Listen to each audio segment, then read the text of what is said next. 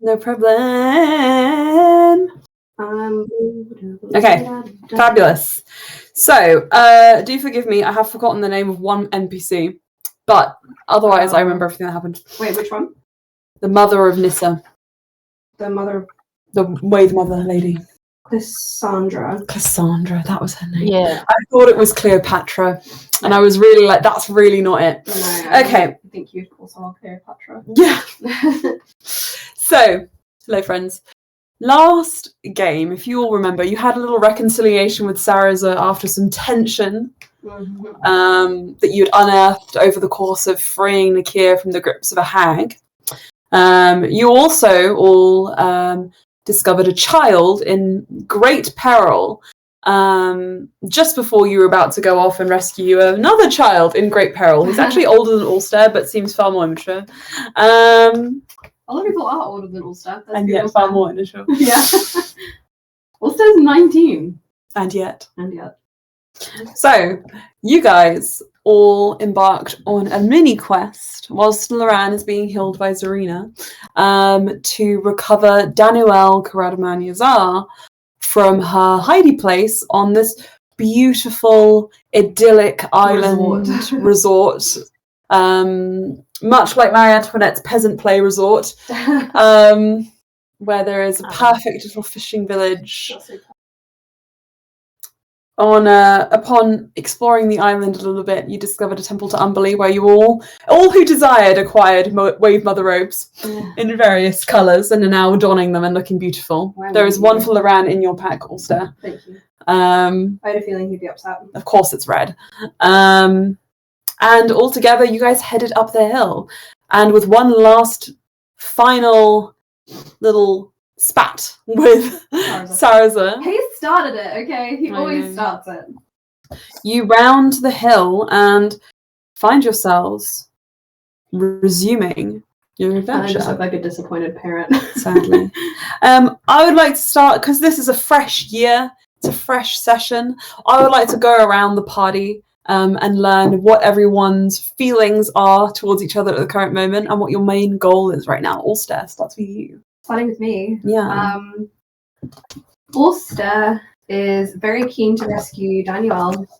He wants to prove to Sarazur that we are a good group of human beings. Well, not human beings, actually. None of us are human beings. A good group of people. Yeah. He is feeling like there's been a lot of positive growth within the party, especially between like us and Sarazur. He is feeling like Astra is coming a little bit more out of their shell, which he is encouraging. He is very much trying to be a good boy around Bluey to not do her a disservice. He wants to make Sparks proud. So he's trying to be a good boy. But he is feeling like he can't help himself from certain teasing activities. Indeed. Okay. Thanks to Grumpy Sarazur. Grumpy Sarazur.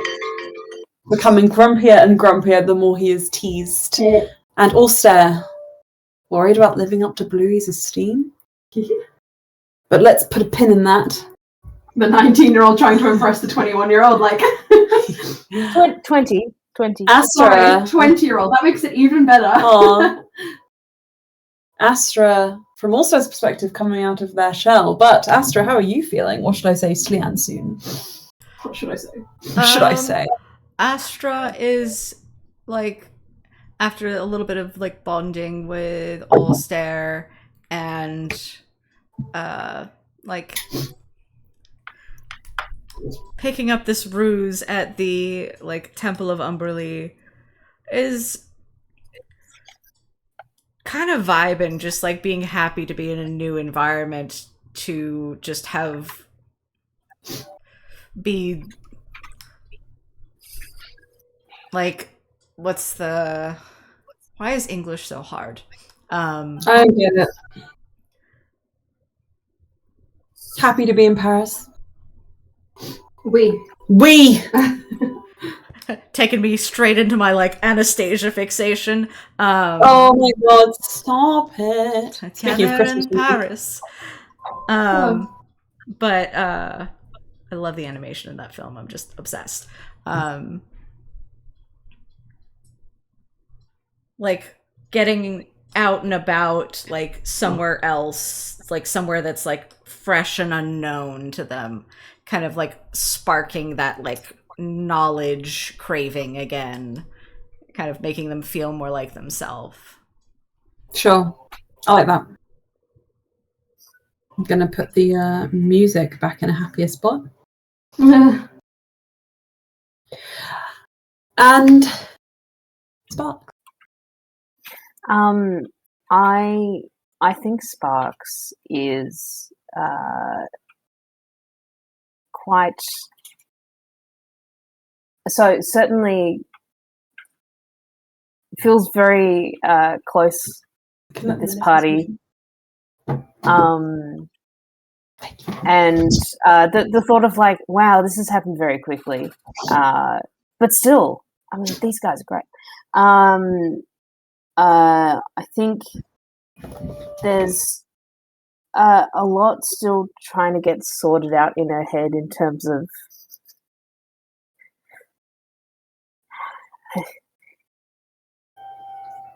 who we're fighting, how we're fighting, just how the story is known by some a bit more.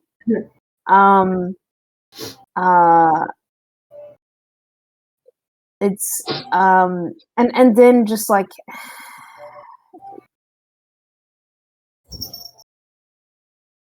she's thinking about Melas and like her training and her friends, and she's like the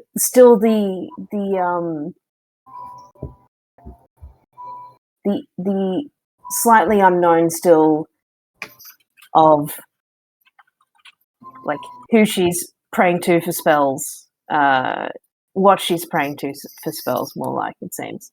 And for sure. Yeah. I'm sorry, he's just appeared here. Oh, you saw his bum very briefly. I think look, Bluey he's always a delight. Yeah, I think I understand Bluey. Okay. So, with all of this in mind, you guys come up over the crest of this hill. All Thank you. I might hear a lot of that this game. Yeah. It's okay, we're going to just take it super easy. Sorry, I lost my page. There we go. So you guys come up over the crest of this hill, and I think you guys probably would have, because you're traveling with Sarazur, trust him to lead the way. And he leads you up to a sort of viewpoint from which you can see, trailing down a path which is surrounded by just like slightly rolling hills and green plains, with the visage of the sea all around it, stretching off into the horizon. Imagine like a really upmarket. Yeah, a prayer on one side, although we're a bit more English in terms of the landscape. You said it was Mediterranean. Down below, here, this is more of a... How did it change climate? No, it's not changing climate. It's the genre. Okay, look, yes, it is still a very much Mediterranean-esque place, but you know how in like the White Cliffs of Dover, they've got on the top of them, they've got like that green? This is what I'm describing. Okay. Yeah. Greece and England had a baby and this was it. I'm just describing. No, that was my me trying to picture a mind thing. Me. So anyway, you guys see these kind of like green, like grassy hills at the peak of this sort of this small island, and nestled in them, surrounded by lemon trees that are all spindled up and quite clearly very old, quite large and just sprawling. You see a beautiful manor. It has all of the grandeur you'd expect from a wealthy woman, as you know, this playwright to be. What's her name again? Her name is Morrow Sinclair. Okay. Morrow Sinclair. Moreau. Moreau. Mareau. No, Mo. Oh. Yeah. Moreau. Yeah. St and then Clair. Morrow Sinclair. This is all someone you guys would have heard of being in a prayer for any small amount of time. If you go into taverns and you see any impromptu players or performers, often they are doing bastardized, plagiarized versions of these works, if not the works themselves. And you would have been able to find her sort of like writings in the pulpy kind of pamphlets that go around Ironstone. So yeah, this is all something you would have come across before. None of you have ever come across the suggestion that she has a tendency to take in estranged / imperiled orphans. What's a new hobby? That seems to be a new hobby. But you get the impression this is her manner based on what Sarazur has described. He just says, sorry, it's a bit further than I expected, but I wasn't thinking we'd come from this direction. No. Ulster's panting, he's got his hands on his knees, like, it's fine. Oh god, okay. We're taking the scenic route. If you want to, we can wait and I can fetch the carriage. I just am concerned about the It seems time. a bit counterproductive Indeed. to get us up this far, and they'll go back for the carriage. Indeed. And Sarazur just says, I agree. And the only thing I think understandably concerned about is if this young girl has disappeared, she fits the same description in terms of age and situation as Danuelle does, and I hope that there is no connection between these two. There's a serial killer on the loose. No, just really hope that they've not gotten themselves into trouble. Ulster mimes a stabbing motion. No, well... I mean, abduction. I was thinking more like... Maybe we're making this worse. What did you say? Sorry, Aelin, I missed it. Slia added, or it could just be a serial abductor, which is probably not making anything better for Sarazur here. No. Wonderful. Would you rather be a serial killer or a serial abductor? I feel like it would take a lot of effort to kill people, but then abducting people would also take a lot of time and resources.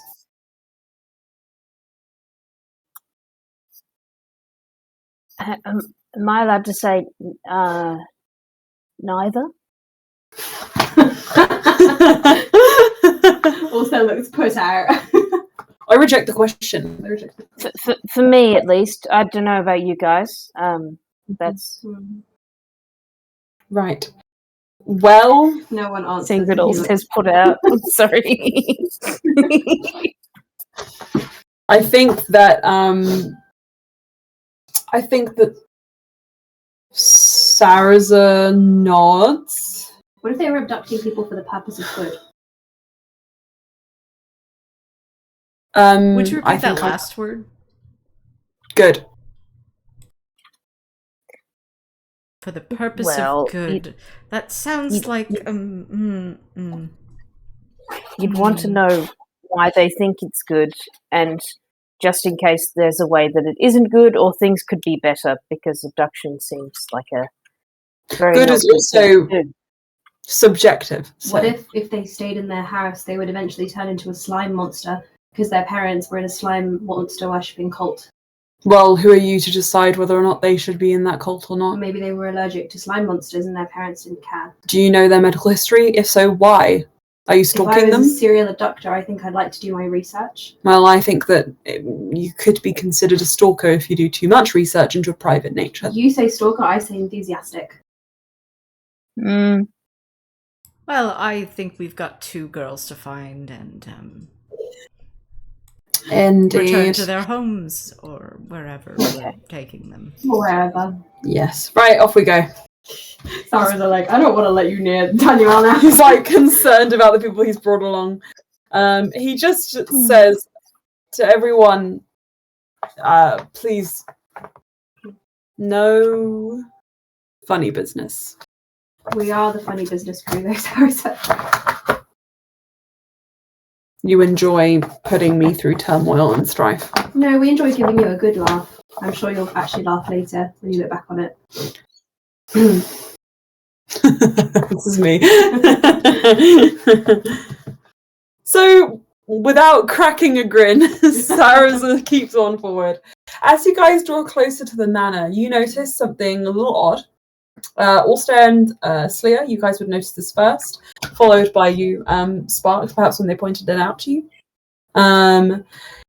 It does seem as though the front gate to this mansion, which it appears was once closed and locked, is open, which in itself isn't too much of a concern, except that you notice, I think upon close inspection, some of the bars, the metal bars on the gate, are warped and bent as if there's been a strong impact here.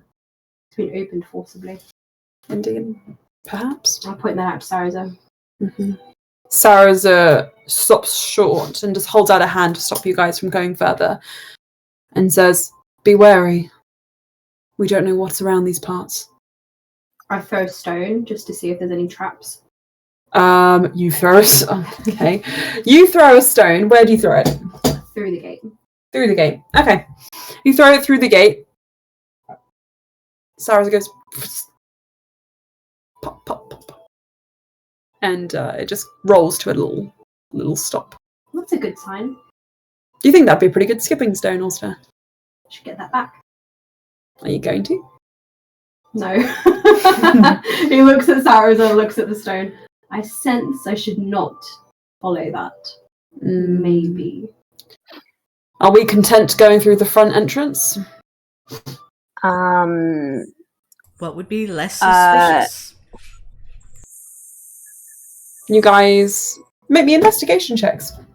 Doesn't Sarazur know this person? Yeah, but would you? But what he's saying is that it seems there's been some kind of altercation. Okay. 6. 10. Okay, 6, 10, and Sorry, brain don't work. That's a 19. how did you go from 19 to 6? That's so funny. What do you mean? No, Blue got a 6. Oh, I thought Sleer had got a 6. I was like, No, that's so funny. It was like you were reading my brain because I got a 16, and I was like, how do I add 6 plus 3? Fair enough. Sparks, you got a 6? Okay. So the two of you guys just kind of like cross your arms and stare at the stone. You're like, how do we get the stone back? Yeah, so it says to Sparks, it'd be a really good skipping stone. I'm happy to get it. Sparks will do that if it's not like... Sarazur grab us both by the scruff. I think Sarazur would grab you both by the scruff.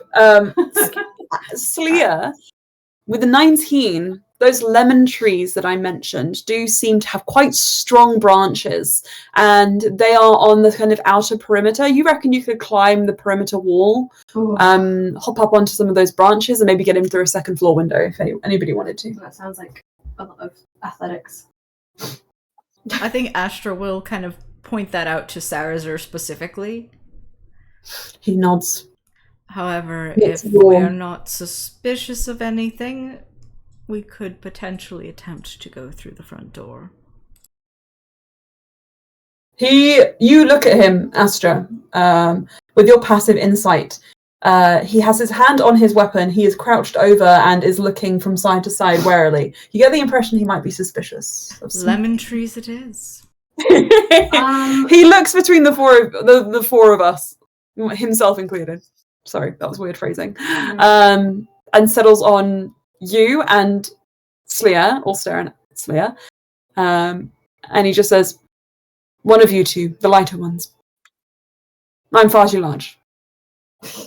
Ulster snorts. I know my strengths and weaknesses. I'm Just because good I was at, sucker for a pick doesn't mean... Anyway. I can also pick the lock on the window if that's necessary. Yeah, I mean, I am technically the smallest, but also I would probably fall, and if I fell, I'd probably die. Slia, I'm happy you are making this sacrifice for us. Thank you. He passes you a toolkit, a lock-picking toolkit, just in case you don't have one. Yeah, Slia has already gotten a set out. Like, Okay, Slia, he takes it back. Okay. Right then. Do we want to be cognizant of, if we had to pick, schools of magic around us or disease and poison? Schools of magic, I vote for.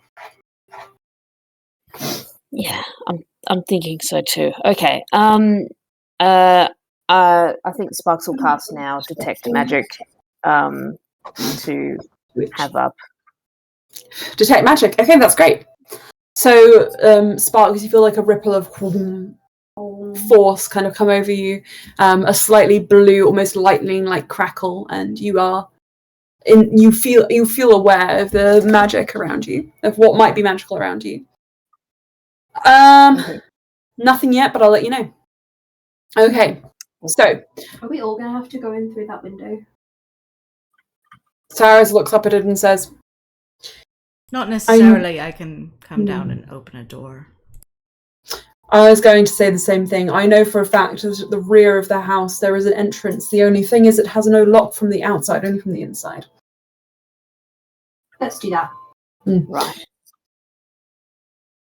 And as you kind of hear, like, you guys walk away from the front door, round to the area which seems like it would be easiest to get into access from. And Slia, as Sarazur offers to give you a lift up, he says, now, once you get in through the house, do whatever you can to come down to the lower level, through the kitchens, and open up the mess door.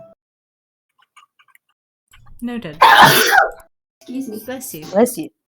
I'm allergic to lemons. When life gives you lemons, Get sneeze. snotty. Sorry.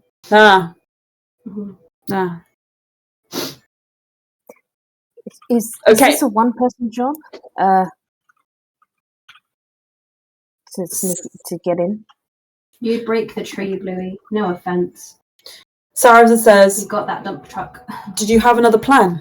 I'm all ears if anybody wants to suggest something different. Astra, are you confident? I mean, you could take me up if I transformed into a mouse and I could just sit in your pocket. I think I'm pretty capable, but that would actually be a nice way to get back up. Okay. Wait, so Okay. you do or you do not want the mouse? I think that was a yes. Okay. Sparks, how about you and I wait at the back door, and if anybody comes out to speak to us, well, we'll just say we are, were we Selenite worshippers? No, Umberlee. Umberlee worshippers. And we're worried about that front gate. Indeed. Right. I'll be a mole because Sarazur likes moles. Also claps his hands and transforms into a little mole. How do you know that? And without answering the question, scurries up into Astra's pocket. Okay, right. He gives you a lift up, Astra. Astra, I need to move your dexterity check, please.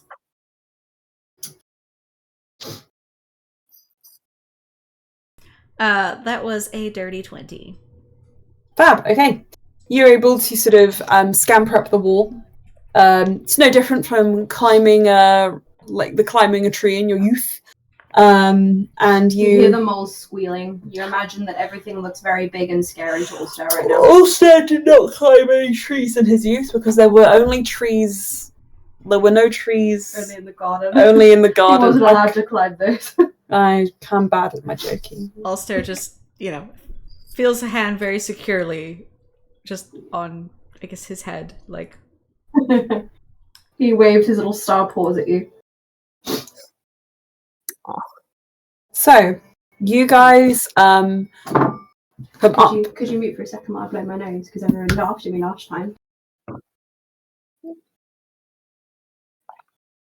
You're fine. Yeah, it's all good. You got allergies.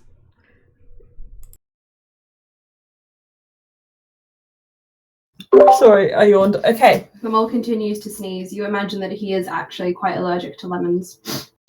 You manage to pick your way across the tree. On the other end, you find you are about 2 feet, a little leap from the window ledge. There is a very narrow, you know those balconies that are more for sort of like decoration than actual purpose built? So it's like half step wide. There is one of I those. have one of those. Ah, well, there you go. Which you feel like you could jump onto and kind of clamber over.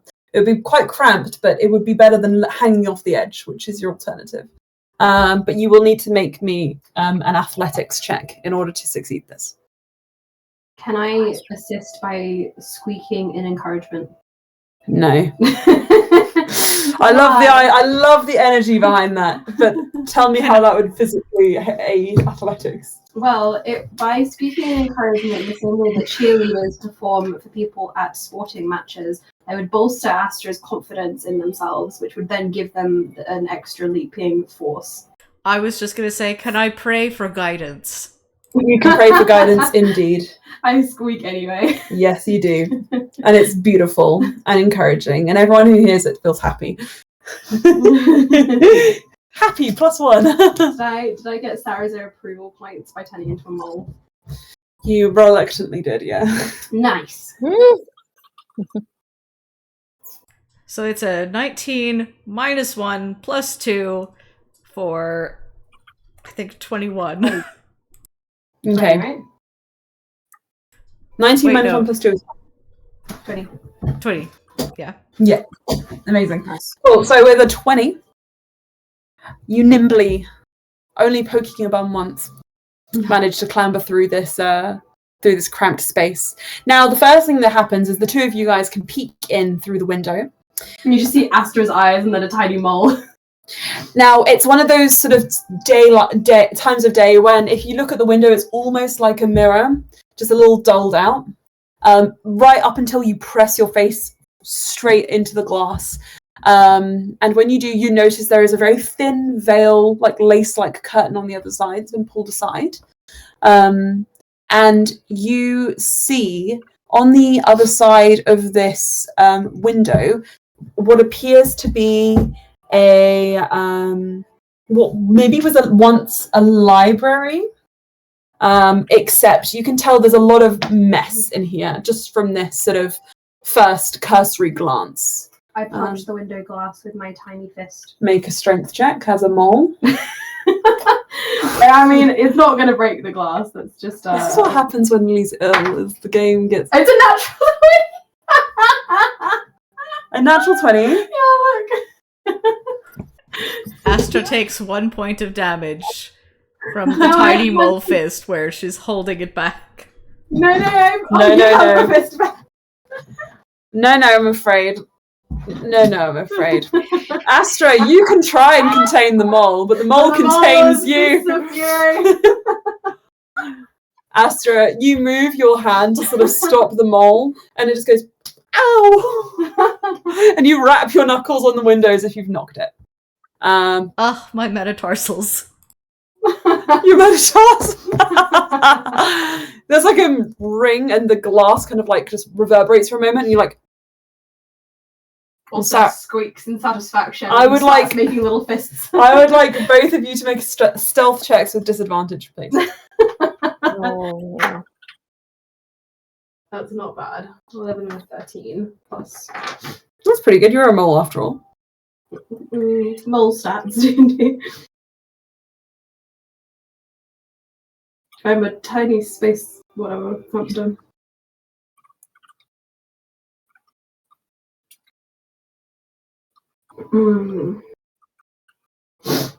That's a 13.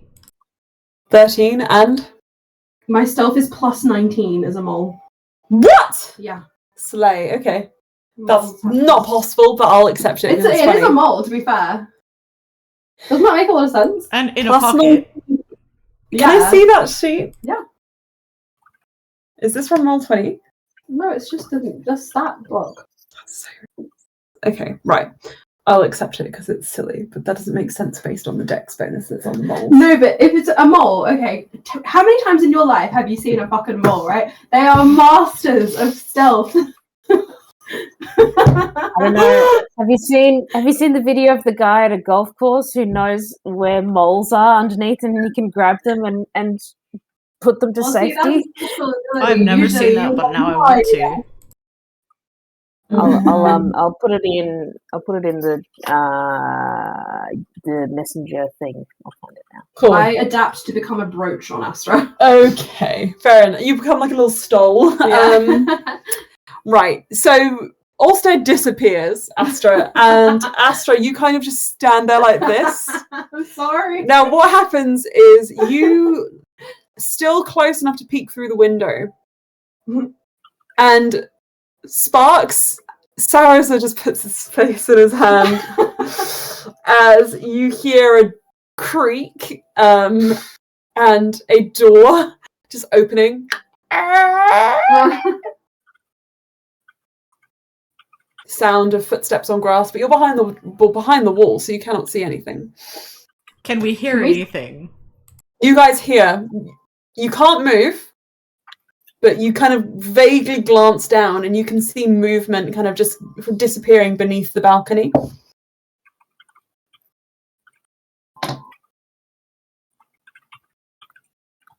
You hear a... Oh. No? Well... And the door closes. There's a click. So there's someone in there. Okay. I mime sorry at Astra. And the window is locked.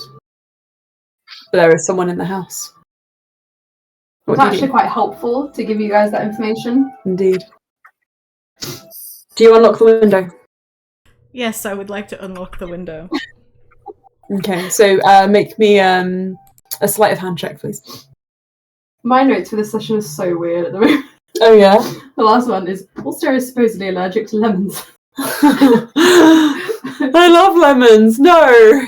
You're allergic to lemons. I love lemons. It's a fish tongue thing. You are just allergic to them. No, I'm not. You are. I have lemon often. Yeah, but you get sick. It's true. My tongue swells up and I feel sad. Astra, what did you roll? Sleight of hand. 16. 16. Okay, so you feel, and the window just kind of like gives slightly, and it's the sort of style where, because it's a balcony, it's doors, so there's a knob which you could turn and push both the doors in. If and when you're ready. All right. I would like to sneak in through this house. Okay. So you take one step into the house, and when you cross the threshold, the sound from outside is muffled, the sea washing against the shores, hitting rock, the sounds of fishermen, of gulls, and closing the windows behind you, but not locking them, I assume, in case you need an escape. You enter into what you accurately guessed is a library. Now, the library... Immediately, Astra and Ulster just forget everything and start looking at the books. Mole, you jump down and start kind of like scurrying. He props up a book with his tiny, tiny hands. Now, so this library, I mentioned that it appeared to be in disarray, but on closer inspection, it's not just in disarray. These books have been cut up and sliced into various pieces. Oh. There are pages strewn everywhere. Their pages are hung up on the walls, like in various patterns on boards. There's red string connecting all the different pages, and there seems to have been some kind of almost like a whirlwind or like a tornado tearing through this room. Just there's so much paper strewn about and destroyed. The books have been knocked off shelves. Shelves themselves have been fully knocked over. It's really hard to say. Can I do a little investigation if I scurry around all the chopped up books to see what's being cut up? Yeah, of course you can. Can I assist, since I think Astra would want to get a look at least of course. The red string board. Sure, all star roll with advantage. With advantage? Yeah. The first one was better. Give me 1 second. I think his investigation's a +3, which means he got a 17. Okay. So the 17, the two of you... Hang on, I need to sneeze. Gesundheit. Okay. Sorry, it took a second. The two of you begin to look through this room, trying not to get too distracted, but trying to take in as much as possible before you need to go and look the rest of the house. Hang on. Stop it. Kiku. It's the cutest sneeze. Stop it. It's not intentional. No, not again. We'll forgive you. Thanks. You guys begin to look around. So yeah, you head up to the red string wall, and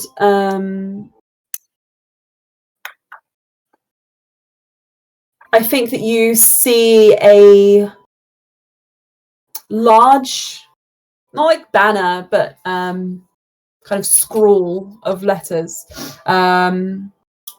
which all come together to reveal a title, or a working title for a novel, which seems to be Beyond the Dimension Door.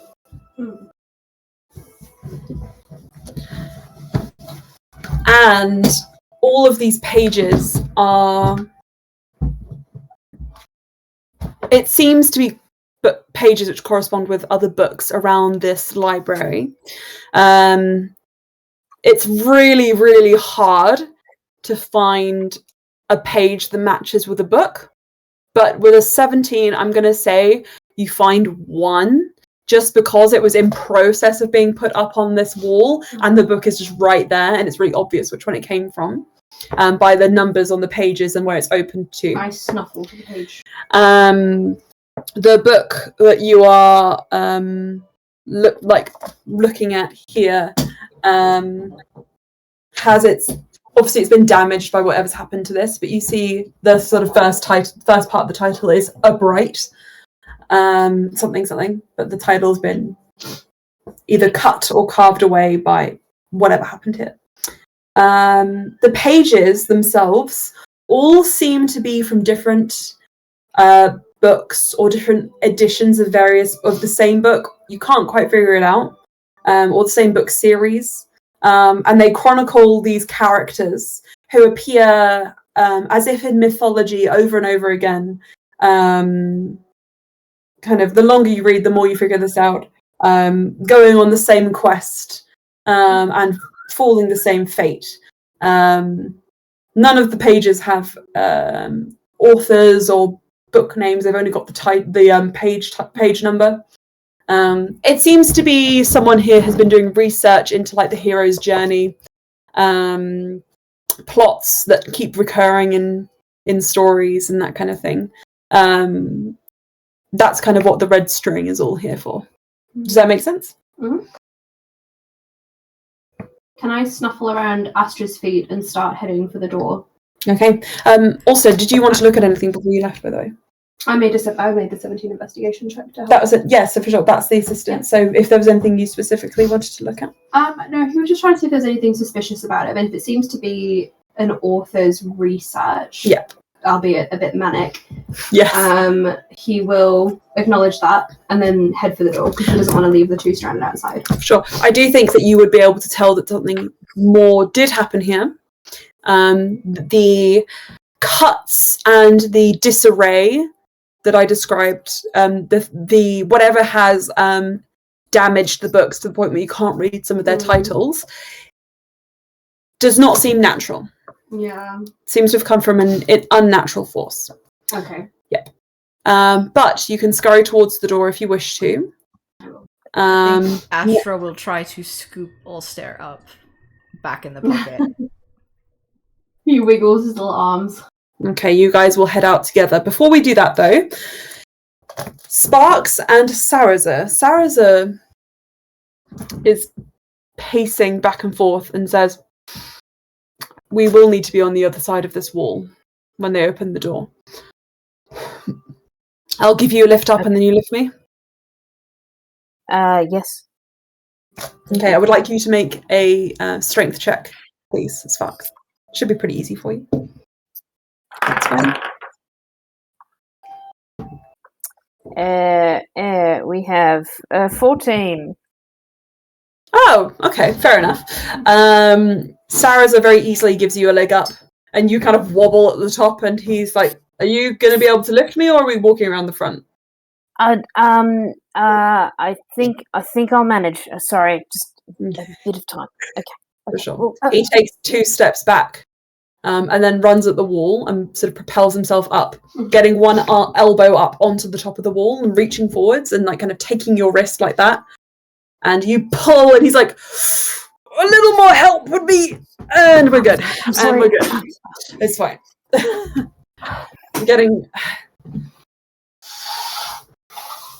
I'm getting too old for this. Sarah was like 32. Yeah, he's ancient. Is he 30? He's like 30. He's like 30. Sarah. He's saying that as a joke, don't worry. Jesus Christ. Let me finish speaking. No, I'm just saying Sarah's like being silly. Sparks, you get the impression Sarazur was saying that out of a way to sort of spare your feelings a little. But he gives you a strong pat on the back and says, "Come on, let's go." Thank you. Anna, is your hair short or pulled into a ponytail? Pulled into a pony.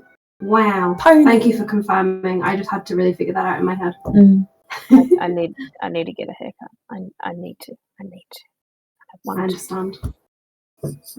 My hair's already gotten longer. I probably have the longest hair at the moment. You do. Mm-hmm. You do indeed. Though Aelin also sometimes has really long hair. Yeah, not for a while. It's Yeah. I've got I remember you did like a slide shave, kind of like mohawk thing back when we first met. Was that right? Like it, not mohawk it is was the for wrong a word. while. Like I did have some side shave going on. And you had like a beard, like down to like here, like very punk rock kind of look. That's what I remember, at least from those moons ago. Now I've got like maybe a centimeter. Yeah. 2017. I've got like mid-back hair. Aileen. How lucky are we that you're here? That's so crazy. Crazy. Oh.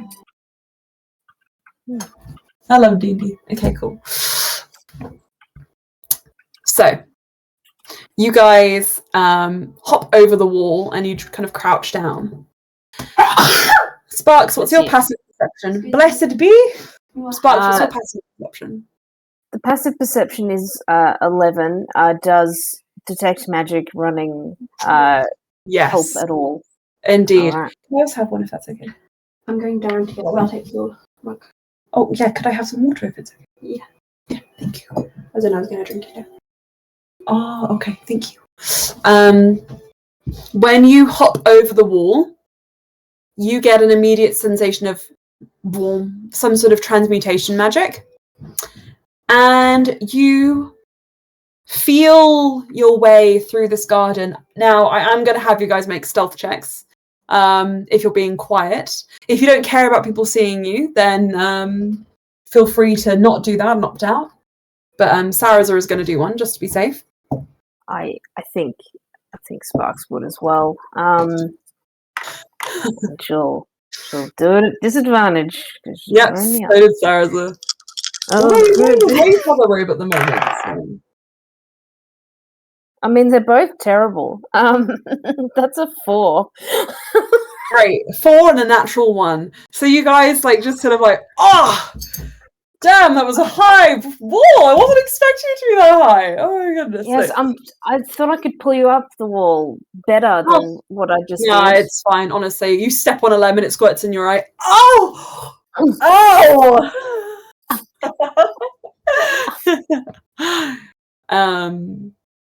All This of is magic. this. This isn't magic. Nope, definitely not. This is an acid trap. Sparks, you feel drawn to a presence about 5 feet away from you. You look over and you see something. Oh, this is my worst nightmare. You see something papery kind of flapping about on the floor. Any magic coming from it? Yes, it's about the size of a hand. Oh. Hello, friend. She'll say sort of loudly so that Sarazur also picks up on this. And that you justify your 4. Does the paper look as if it's struggling? So, you look over, and what you see, yes. What did you roll, sorry? For perception, a 4. 4, okay. Yeah. Yeah, okay. You see a bird that's kind of... Oh no. Thin-ish? And it's almost getting off the ground, and then it falls again. And you kind of get really close to it, thinking you'll be able to help it up onto a tree or something. And you realise it is an origami... Sorry. A folded paper crane style of bird. They're a little more realistic. Just a very well-made paper bird, and one of its wings is kind of crumpled. Oh, okay. I think she would gently pick it up, in front of Sarazur, and sort of do the motion of about to sort of smooth out a crease, sort of thing. I think he would just say, "We don't know if that thing is friend or foe." It's transmuted, and it seems injured.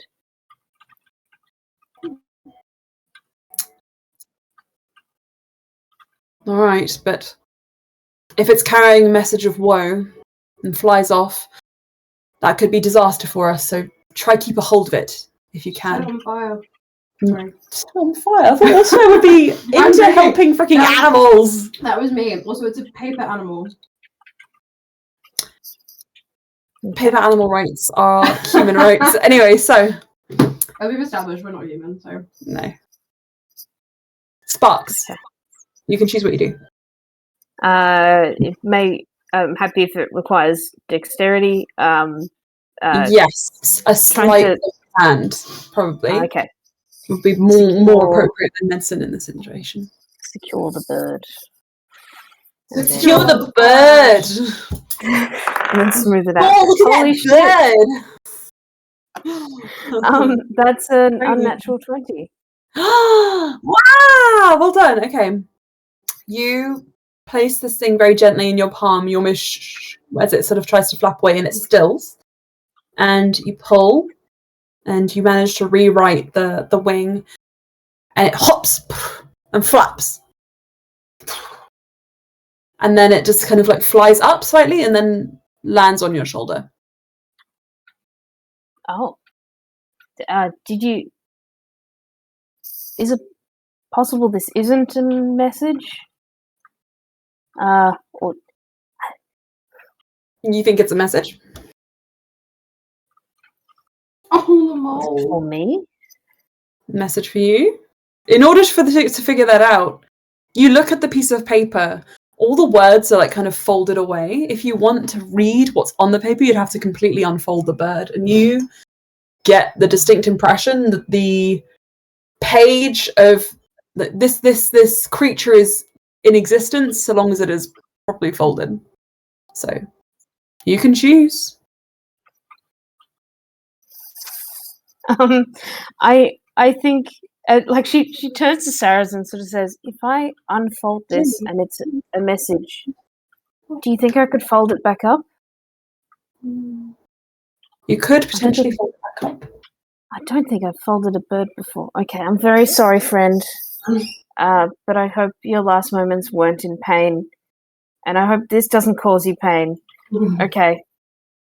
And just like very gently, but like as quick as possible, like unfolding all the paper, trying to keep in mind how it came together, I think. So that she can... Okay. That was so funny. For sure. Unfold the bird. She's sad about this. Not happy about it. Okay, so you unfold, and the paper reads. There is a moment of... And the paper reads. Dear Mama, please send help immediately. I don't know how to tell you this, but my life, it is in the greatest of peril.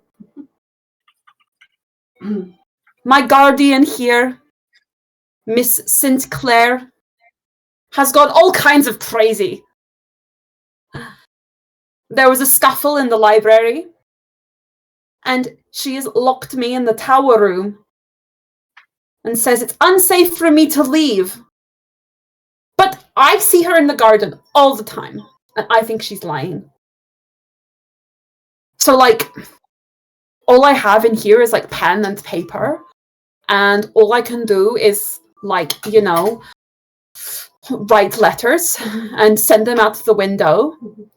And it's super cool because sometimes the paper gets off and, like, walks off by itself, which is kind of crazy when I'm, like, in the middle of my novel, which I'm writing, by the way. It's really good. But also, it's kind of useful for this kind of thing, you know? She's run out of page space as well. And you see it very crumpled at the bottom. Anyway, please send help. Lots of love from Danuelle. Sarazur, maybe this it's fortunate that it's got to us. And hands over the paper. I think Danuelle is here and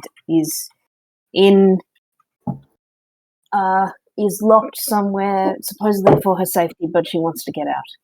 Okay, you look up at the house. You see, at the very, like, far back, there is a little, like, clock tower-esque thing. It's very much just for aesthetics, and the clock is there, but it's not really there's nobody around. It's just this house here. It's more of the vibe. There are no windows, though, except for a very thin arrow slit behind, on the opposite side of the wall to the clock. And it just goes up to, like, the third story, so it barely peeks up above the house. It's a bit of a tower is a bit of a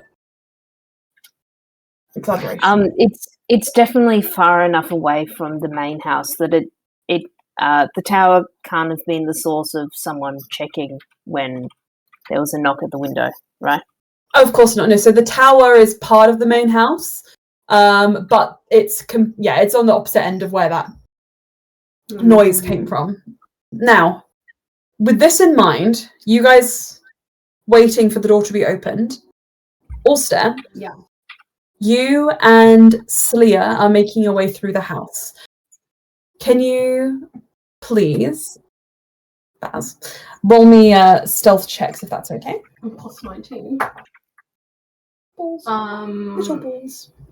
Sorry, I just looked at his bum and it was 31. really weird. 31. My goodness.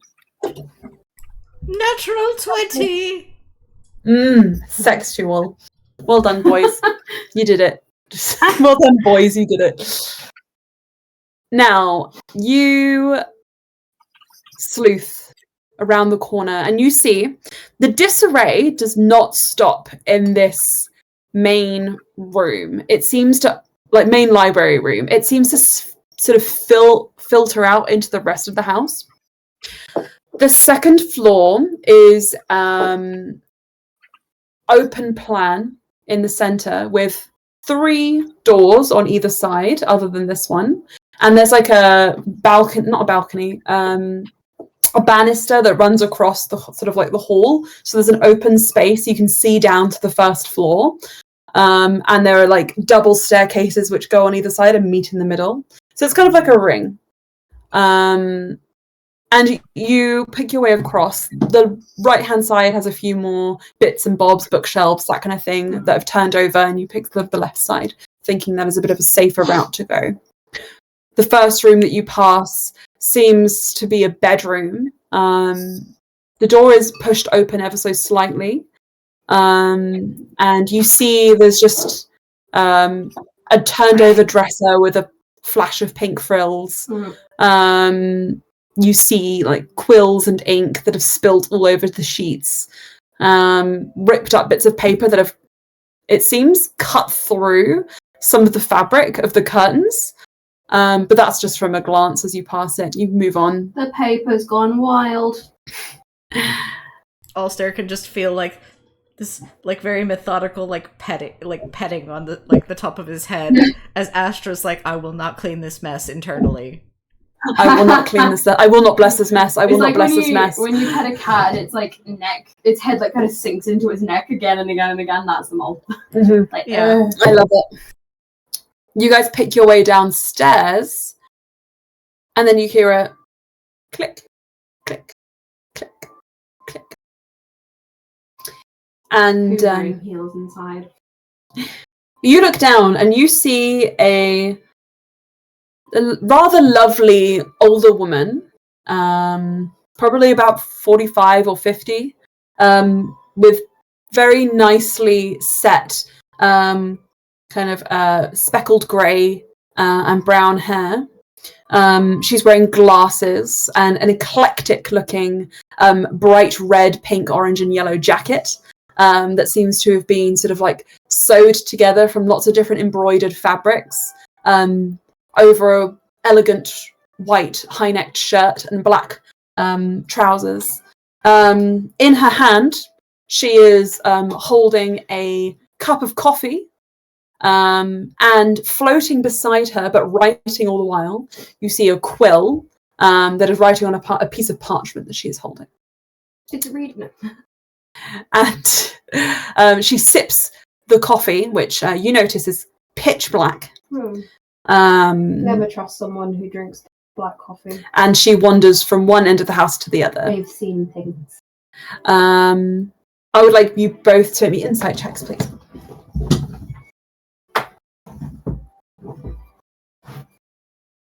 Holy shit. Mm-hmm. That is another 20, natural 20 for 27. Mm-hmm. 25 and 27. Okay. My God. You guys notice something interesting? Everything. Okay. So the first thing you notice is that though she looks beautifully put together, one side of her shirt is like untucked. The front strands of hair are like fallen around her face. And there are really quite deep set bags under her eyes. And the coffee cup rim is stained, as if this cup hasn't been cleaned in a while, but it's been refilled multiple times. I know this lady. This lady is me.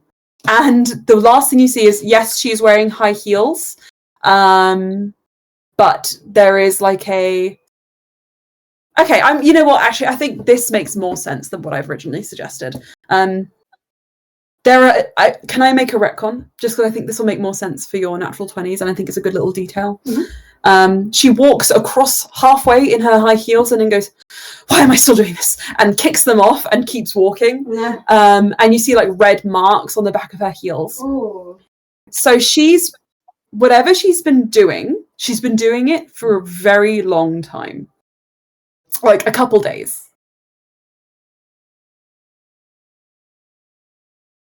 Does she seem to have ill intent? Emotional intelligence would come through an insight. What did you roll?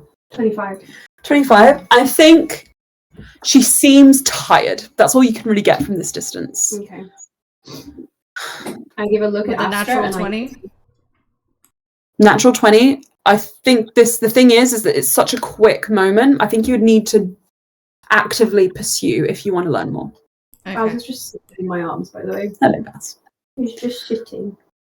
You do luckily see, though, that the room that she would have come from, you get the impression, is the room which has, like, the kitchen and, like, the mess door where she would put, like, take out the trash. Coffee. You can find out. Can we smell coffee? The whole place smells of coffee and books. Library. Library. Excellent.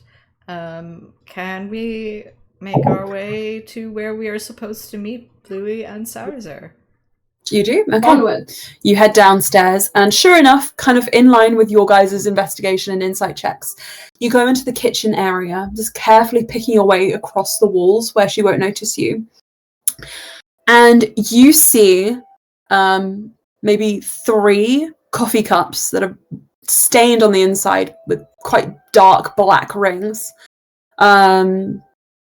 You see, again, the paper has come in through this area as well in a whirlwind. Cupboard doors are open, glass is smashed. A lot has been going on here. And it looks like, you guys figured out earlier, something inhuman has conjured this. And you throw open the door, which you seem to sort of like believe is the mess door, because it's got no, like, it's quite well sealed on the outside. There's no window, so if they put any trash out, it wouldn't come in through. You wouldn't be able to see it.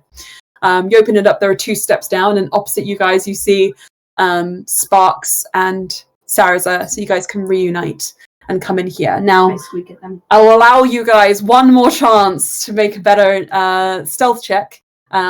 So that we have a group stealth. So now that you guys have reconnected, can everybody roll together, and we'll do a group stealth, and we'll try and redeem Sparks and Sarazur their terrible Natural roll. 20 plus 19, 39. Fabulous. Oh, Highest I'll ever roll. Yeah, I think so.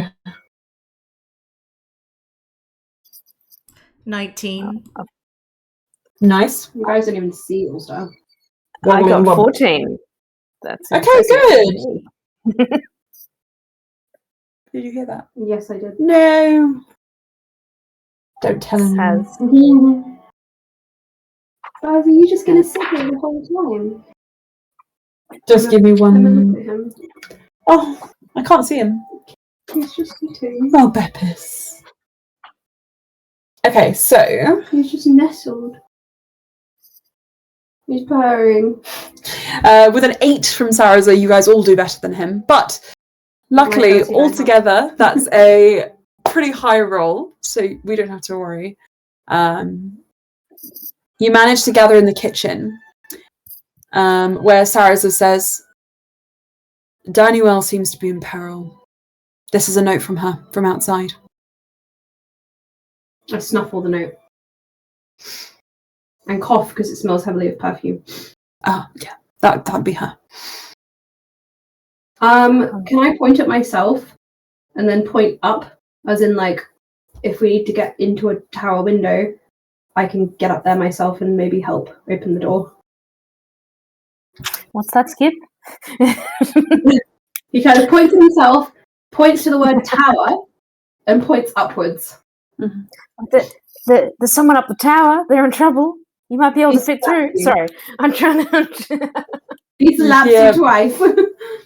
You guys hear a familiar as footsteps kind of pad across the house again. And Sarazur pulls you guys quickly to the side behind one of the doors. And with your amazing stealth, you guys hide behind this doorway, with Sarazur kind of shielding you as the woman walks back in to the kitchen where you guys are. Like a Sprite game. I'm gonna mute for a second.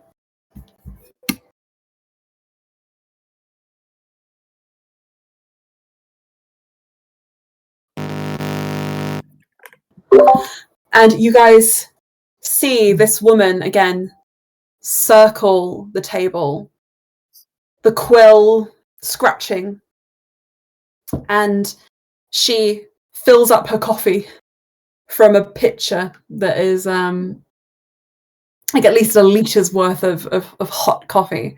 And she just takes a deep sigh and looks over at her page and turns it over. God, will this never end? And she walks back out. Emma? Yes. Either upon entering or with supposedly Moros and Claire in the room, does any extra magic get detected? Is detect magic still up? Okay, yes. So, okay, a couple of things. This will be the last bit you get, and then we'll say it's over.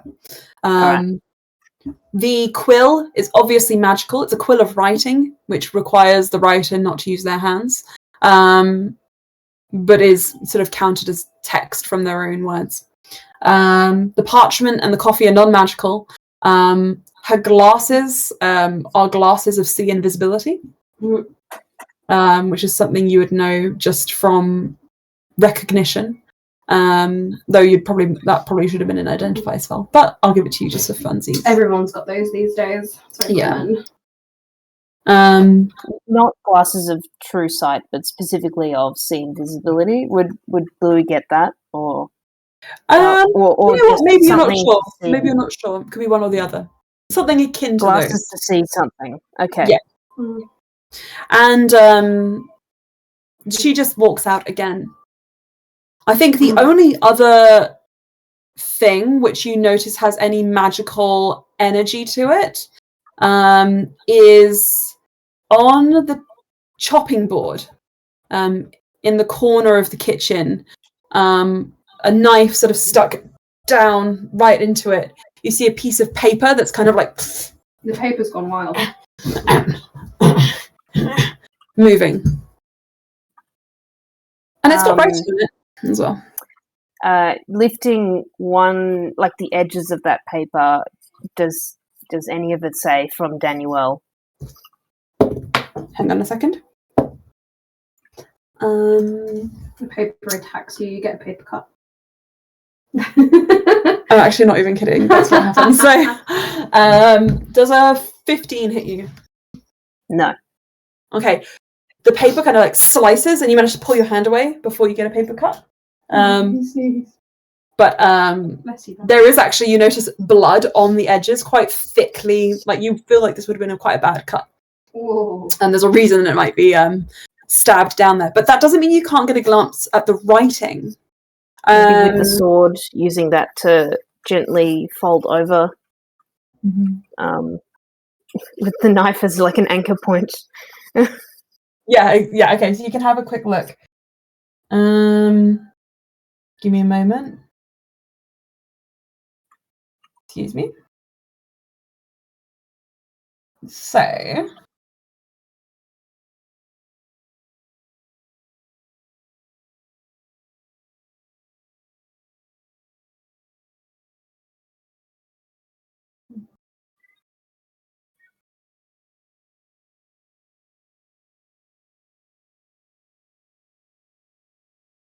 Okay.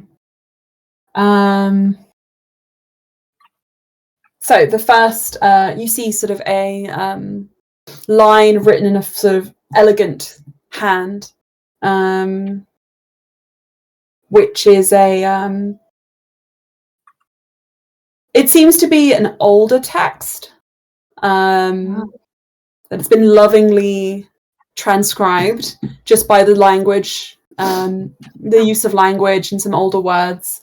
And it just says, and thus they defeated the monster with might and with valor.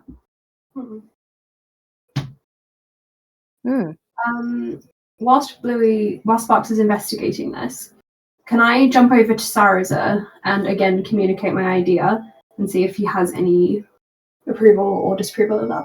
Okay.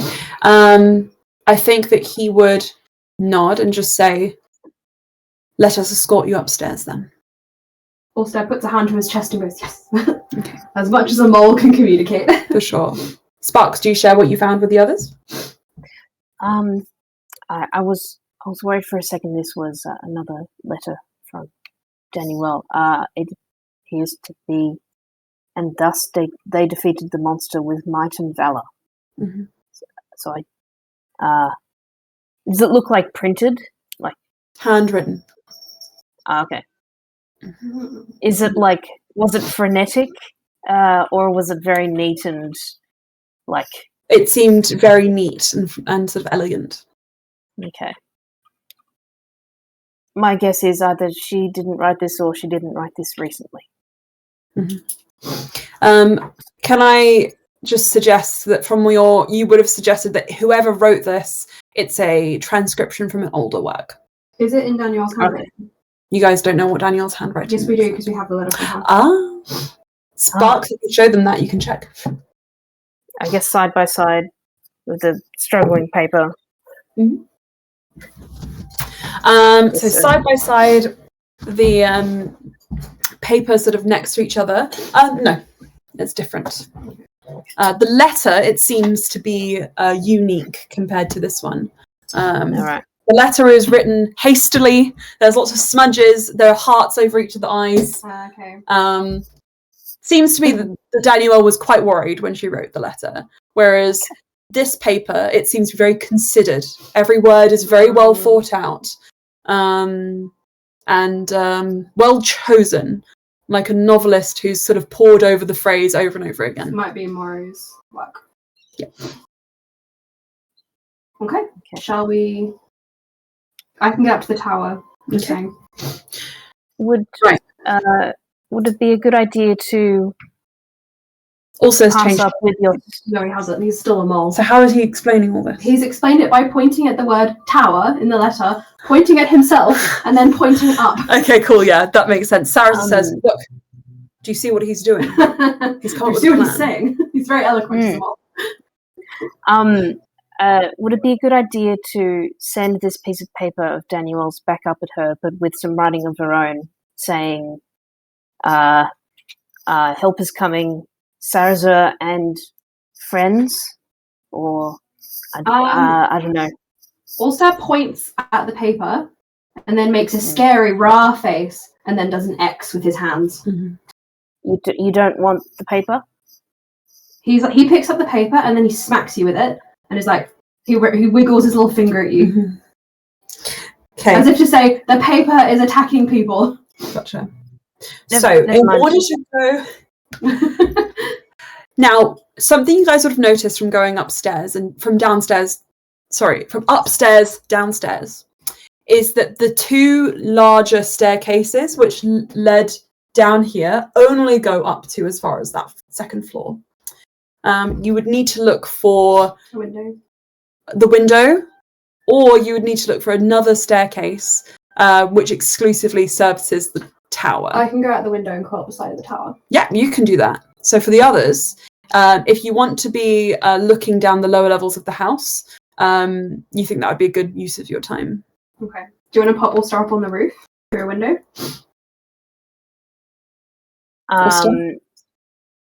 Okay, so... Or like, you know what you could do? There are like vines and branches and stuff. If you stick Ulster out a window, he'll find a way up. Right, if you're happy to climb the outside, and we're not misinterpreting you, then hopefully... And then gets out. Okay. Off he goes. He climbs up the tower towards Danuelle's arrow window. Okay, you climb up. We will come to true you. Prince he is. Exactly. We will come to you then in a moment. Let us stick with you guys briefly so we can uncover a bit more of this mystery.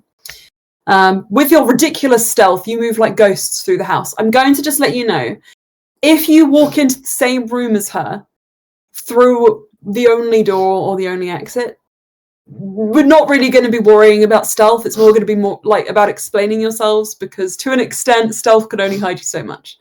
But you guys, with your stealth, are able to hide. Are they singing the Kronk theme song? And wait for the opportune moment to go and explore, which you see when Moro starts heading upstairs, an area you know you don't need to go to. So, by the way, her glasses, they allow her to see something extra. I don't know if it's seeing the invisible or seeing the... it would hardly matter if we were magically hidden anyway. I always find that is the way with these things. Yes. Let's just stick to our story. I'm worried about her intentions. And if we are found, it would be pretty extraordinary that we got here unnoticed. Is that what acolytes of Umberlee do? We'll just say we came in through the front door. I mean, it's not wrong to say we knocked. And he looks at you, Sleer, with a sort of small smile. Indeed, we did. There's a bit of embarrassment on their face. No, he seems well-intentioned with that. What did he say? At least we knocked or something like that, and which technically did. Punch the window. Also grins from the skies.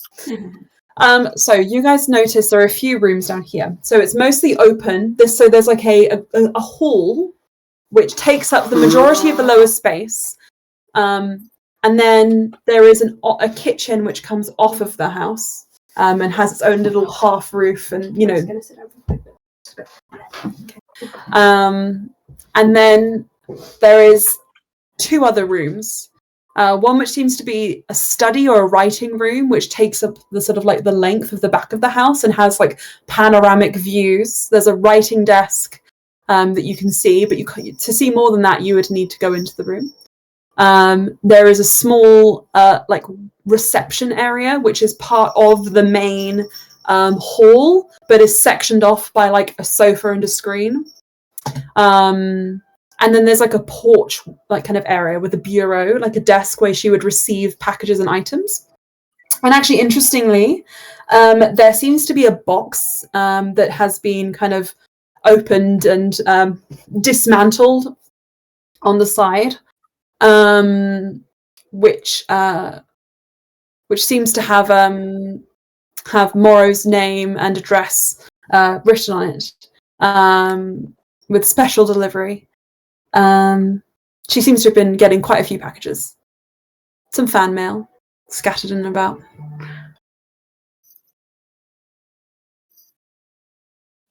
Where do you guys want to explore?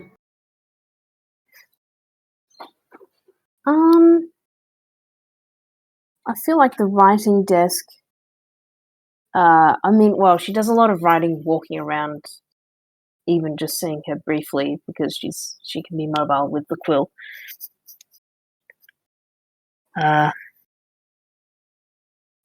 She doesn't seem well. Would the writing desk reveal more information? Perhaps if we tried to find like a hidden compartment in it. Sure. Okay. So you guys can head over to the writing desk. You can actually hear her moving upstairs. So you can sort of tell that she's not coming down anytime soon by the distance of her footsteps and where you need to like kind of avoid. You go into the writing room and you notice a couple of things. So you've got those panoramic kind of views along the back wall. The writing desk is sort of like pressed into a corner. And it's quite standard. There's quills, there's inks. There is a letterpress, like a stamp that's sort of authentication for her manuscripts, that kind of thing. And that's all just sort of on the surface of the desk. Make me an investigation check, anyone who's looking.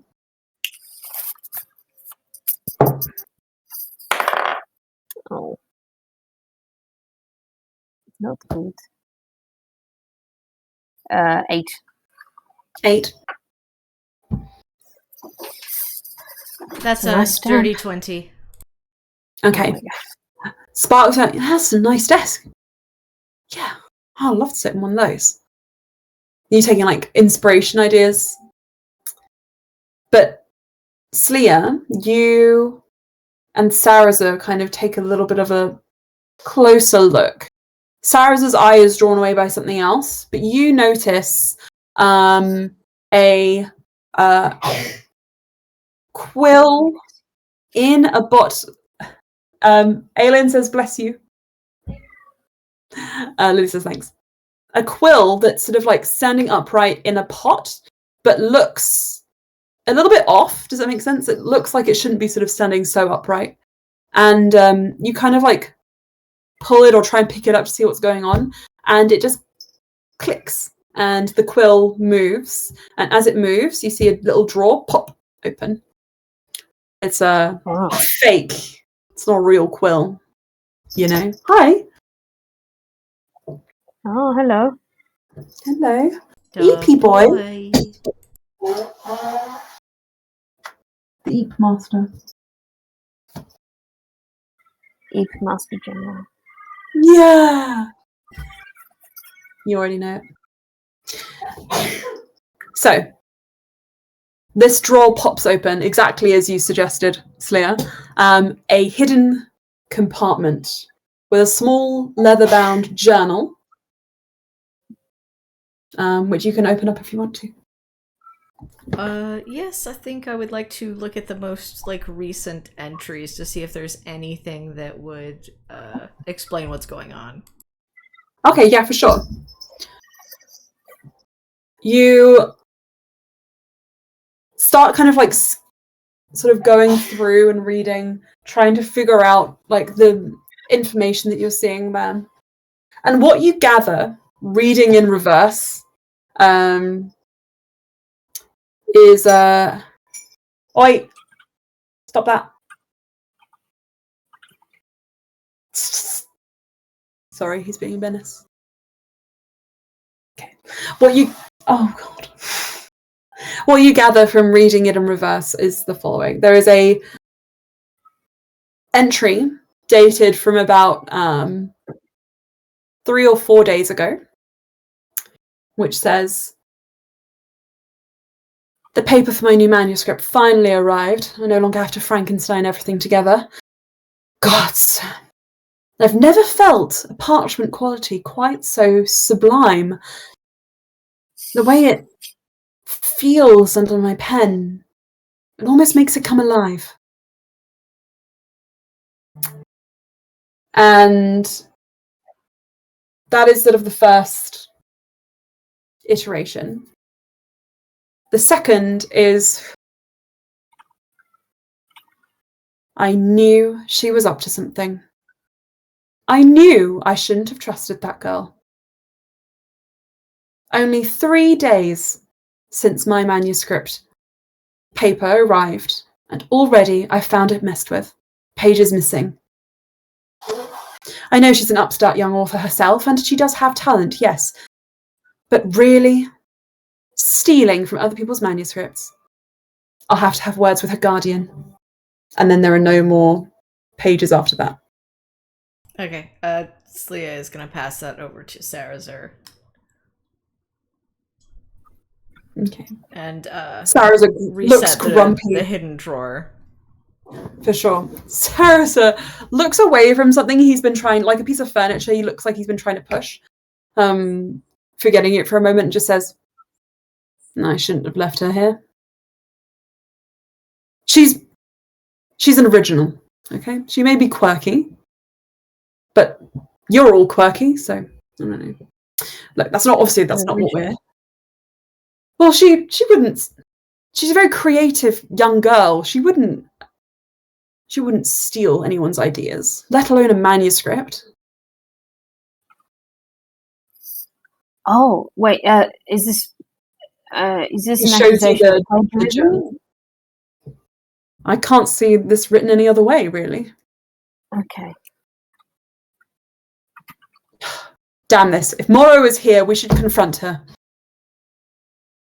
This clearly is her doing.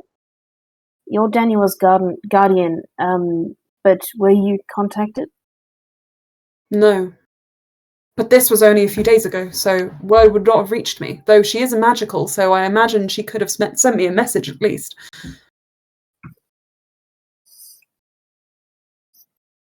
Maybe she's been consumed with something. Perhaps we put the journal back and just, say you're here to pick Danuelle up early, and we can just take her out of her hair. Perhaps. Though, never mind. No, Let's what head is out. it? Well, this caught my eye. And you notice underneath this piece of furniture he was trying to move, you just see the tiniest flicker of movement, almost like paper trying to move, like come out from underneath it. It's too heavy even for me, so there must be something I'm missing. Oh. We can come back to it later. Perhaps we'll wait till all day. This Moreau St. Clair, she didn't look to be, well, terribly strong.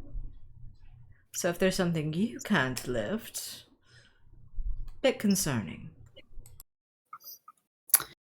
Something else hidden? He goes, wait, and he moves you guys back again. Why does this keep happening? As you hear footsteps coming down the stairs, and you press up against the wall. Ulster. Yeah.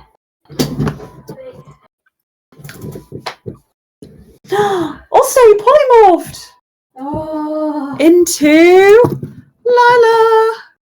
A nice aspect. That is nice. La chicken. Lala, do you want to get off my chair? You're gonna make me even more sneezy. Oh yeah, because you're allergic. Off you go now.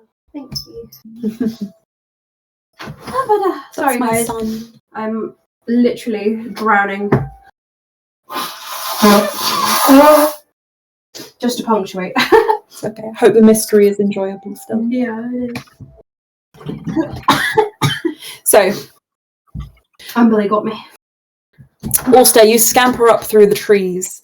You kind of wrap around the house, and you actually catch sight of everyone in this study area, moving around the desk, and you think, good, they are making good on their progress. Yeah, progress. And you look up, and you see that there is like a kind of a sheet of vines, with flowering vines going up the side of this extra story which holds the clock tower. I say tower. It is just a little feature on the house. It's not too high. I was like, I've been locked in the tower. She could have jumped and only broken one leg. Little tiny turret. Yeah, literally.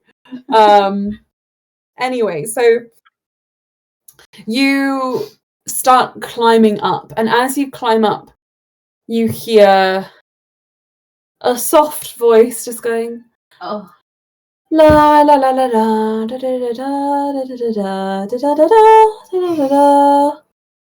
Sarazur, I feel so lonely. Why did you leave me here all alone? No, it doesn't rhyme. Here to die. No, that's a bit dramatic. I will crawl through the window. Okay, you crawl up to the window, and inside you see a humble little trundle bed. Oh no, poor Danuelle. Where is her four-poster king? A humble trundle bed with a pink quilt. A bowl of fruit that's been picked over. Only the little bruised oranges and apples remain behind. On her bedside table, you see a rickety little desk, a small stack of books, and you see a a dresser with a wash basin and everything. You don't see a door. Is the only thing, which is slightly concerning. Yeah. And you see sitting at the desk, like flopped back in her chair, her feet propped up on it, like just like the most bored person you've ever seen, in a massive Why is she pink, so relatable? in a massive pink, frilly dress that comes halfway down her calves, with little white booty socks. I imagine she models for Silky. Yeah, booty socks, and her hair piled up in a silk bonnet on her head. With little horns poking through little strategically designed holes. A young girl, a young woman. Mm-hmm. How old is Danuelle? She's a little bit older than Ulster, isn't she? She's like 20, 21. Okay. But like at that age, it's like... Mm-hmm. Okay. Ulster will crawl down the wall, sit on the floor, and then he will transform back. And the first thing he says before Danuelle can freak out that there's a random man in her room is, Sarazur sent me! Ha! I'll fucking kill you! Show me your throat! Oh! I like your outfit. Thanks. He looks around. Who are you? Sarazur sent you? Sarazur sent me because Sarazur said that you were in trouble. I mean, you look okay, but I'm gonna help you get out of here. No. And she kicks up off the desk and like scurries over towards you and holds your hands and just says, Oh, hello. You're here to rescue me. Perfect. You don't even want to know the torment I've gone through staying in this place. Yeah. I've had my creative integrity questioned at every turn. Ulster looks around at the fairly comfortable room. Yeah, it looks awful. Yeah. Anyway, Your Highness, he starts looking around for any kind of entrance apart from the window. Does he find anything? Okay. You start peeking about and she says, Wait, you're also royal, right? I think I recognize you. He kind of straightens up. What do you mean you recognize me? Well, I've studied royal portraiture. I can't speak. I've studied royal portraiture. Oh, that sounds, in his head he says terribly boring, but doesn't say it out loud. That sounds great. Why would you do that? I don't know. Is your name Lucas? Also bursts out laughing. Did I get it wrong? What's your name? I shouldn't have guessed. That was my first mistake. No, that's very funny. My name is Ulster. Hello, Ulster. My name is Danuelle Yazar. Nice to meet you. Pleasure to meet you. He takes her hand and kisses the knuckles and gives a little bow. We should get married then. What the hell? What? You kissed me. No, and you rescued me. I'm being polite. Oh, so you don't want marriage? Oh, he points at the ring on his finger. I'm already engaged to like 4 people. You don't understand. I can't. Do you want to be engaged to 5 people? You know what? Let's just skip to the end of this story. I'm gay. Ah, that's fine. Yeah. Good for you. Yeah. I've thought about it a couple of times too. Okay. Well, glad we got that out of the way, but we can stay as friends.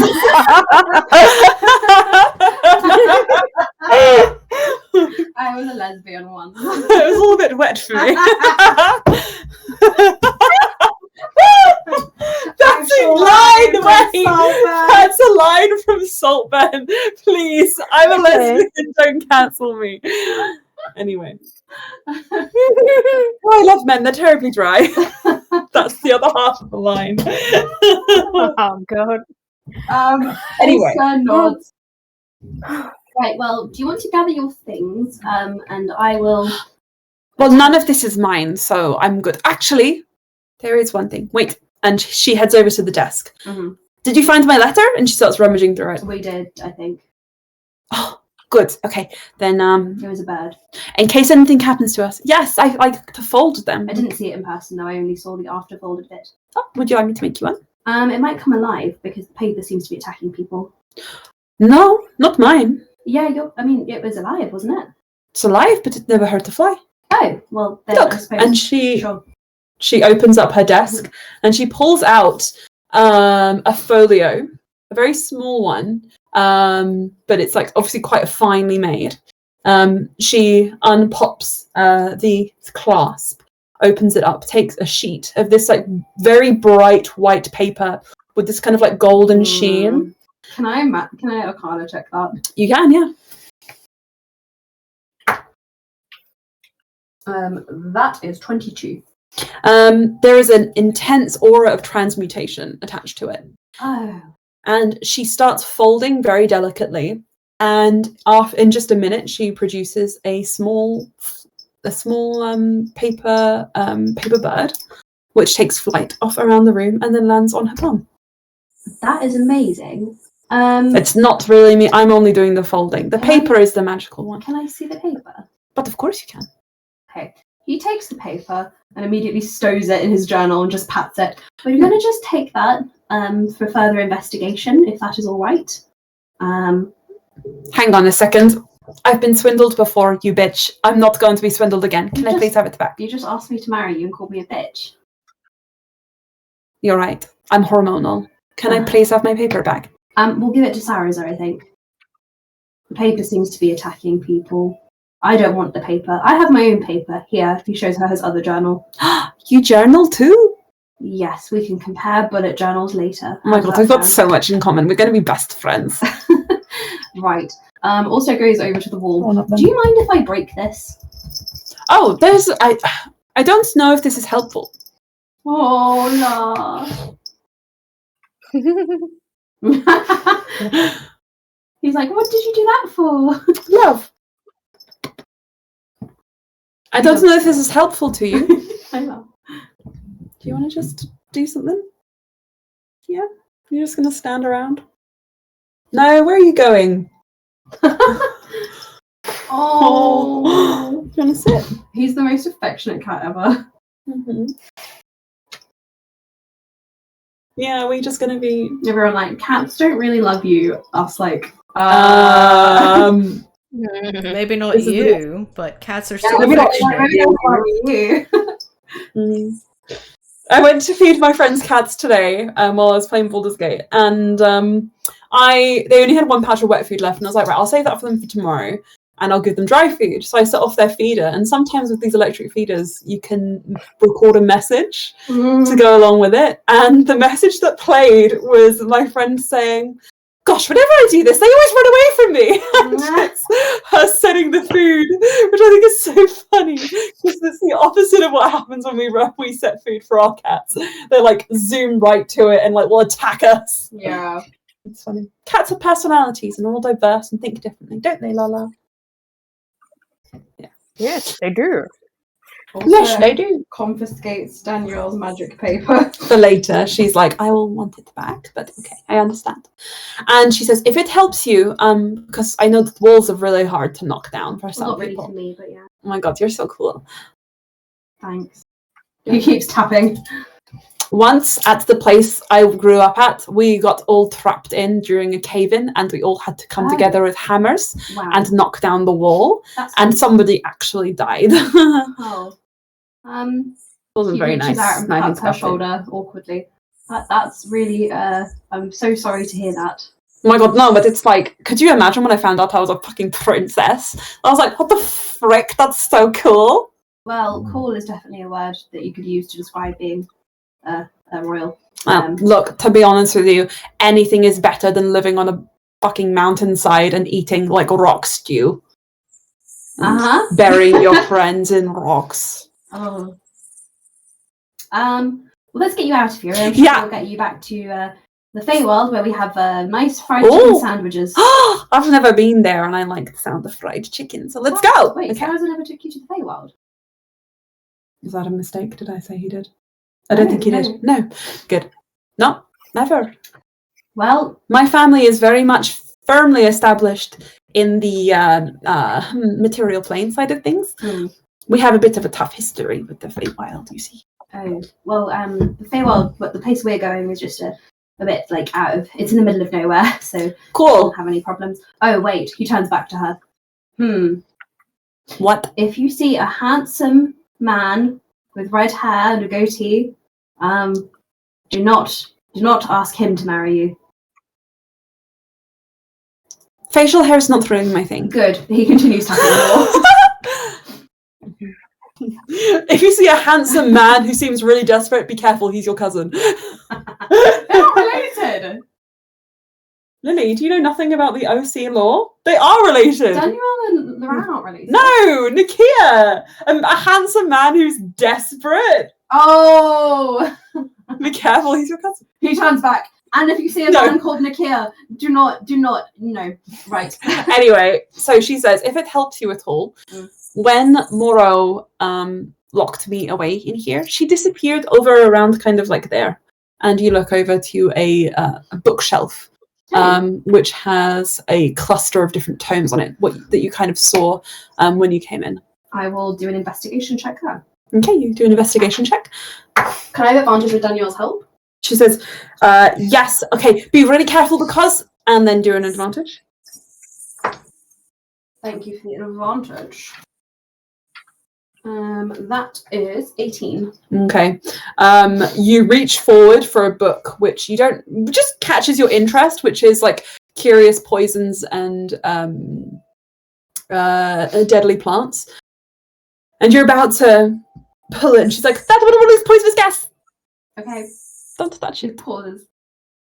Sent me to sleep for like 8 hours. It was actually quite nice, but like also not very nice because it felt like when I woke up I felt really sick. Yes, because you're probably drugged. He withdraws his hand. Do any of the other books look? Look, honey, I look, this is the thing. A lot of the books have names which make me really anxious about picking them up. Like this one is like Knives of the World, and I was like, wow, I'm going to get fucking stabbed if I pick that one off the shelf. Can I look It's for any crazy. of the books which seems to have been well thumbed over? Yes, you can. She says, and you hear Danielle saying, like, seriously, I had like absolutely no idea which one to choose, and you sort of your eyes fall on Master Keys and Skeleton Keys. You think, oh. I hold up my hand to keep Danielle back just in case, and I'll pull that one. For sure. You pull it, and it comes right off the shelf, and you tap it on the side, and it actually seems to be hollow. I open it. Open it, there is a key inside. Okay. With my investigation check, can I see a keyhole? Yeah, Lala is upside down. Oh, Lala. Why? Why are you like that, Lala? This is his bum. Just what you ought to know. He flips back up. He's made of liquid. He really is a liquid cat. So you do see behind that book is a keyhole. Okay, I open the keyhole. Okay. With a lock, the door, the bookshelf itself slides aside, revealing a small but door, just a bit shorter than an average human. Okay. So perfect size for you. Hey, he's No, I'm joking, 5'5". It's not that short. No, shorter than Danielle. Yeah, Danielle's thinking. Can I go through? Of course you can. All right. I check everything's safe, and I look back at Danuelle. Okay. Stay a couple of paces behind me, just in case anything happens. Okay, sure. Let's go. And she steps away. Okay, we start our descent. Okay, you start heading down. Into madness. Into madness. Okay, now you guys, downstairs in the writer's study, you see the corner of this paper just flapping underneath the underneath this piece of furniture, and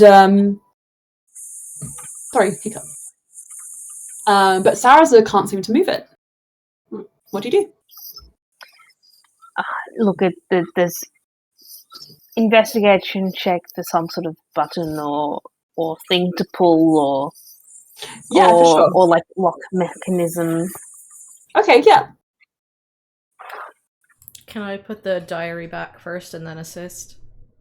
Yes, you can. Assist me or do your own? I think that it makes more sense for Bluey to assist since it seems like heavy. Or, sorry, Slia to assist Bluey because it seems heavy. Sure, go for it. All right. So, in terms of strength, you guys can have a look. Or you can look for investigation. Whatever. I was going to do investigation. Okay. Do you want to do... You guys decide. I can't tell you. I can't help you. Do you want Slia to do the investigation and Bluey to do a strength? Well, the strength could only come... I think she'd only want to employ strength once it's known which way to go. So if anything, Bluey could help you investigate. Sure. Okay. Unless... I'll see your investigation's way down.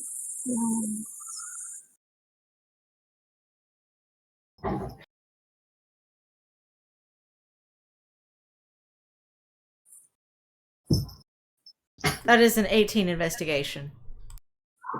18, okay. Photo. Oh, Hello. wow. He's so happy right now. Yeah. Oh, I'm gonna send you guys a Squeakums. photo. Squeakums. He's like purring really loud. I don't know if you guys can hear it. He's such a happy boy. Yeah. So, with an investigation check, you don't, unfortunately. Wait, what did you roll? It was an It was 18. 18, that's what I thought, yeah. It's really difficult to say because you see suggestions of a couple things. So, the area around this sort of piece of furniture, which appears to be like an ottoman, it's flush to the floor, so it's quite got not any feet to stand on, so you couldn't just lift it up or peek underneath it. But you can see this piece of paper, which is very clearly trapped under there. Does it seem like there are like grooves in the floor where it could be slid, or like? Yeah, so you don't see anything like that at the moment. However, you do see on the ottoman itself, like a lid. You know how some of these things are sometimes also double as trunks? Yeah, I was about to ask if there was a lid to it. Yeah, you do see a lid, and there are fingerprints on the upper rim, because it's like a velvet. You can kind of see where it would have been lifted away, over either through use or just over time. I guess you would be able to notice it. Whether it's any suspicious reason is hard to say. But the only thing you do see as well is that when you try and lift it, it does not come away. In fact, it doesn't even budge. And this is where the other part of what I was going to say comes in. Yes, you see the lid, but you also see remnants of a sort of spell glyph that's kind of been like carved into the wood and is sort of faded away. But when you look in a kind of certain light, you can kind of see it. It seems that this has got an arcane lock.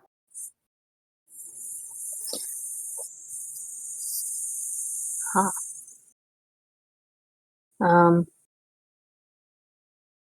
I'm guessing Astra conveys that. Yeah, I think Astra gets like that, like full like CSI, you know, like For sure. Getting You down. go full CSR on it.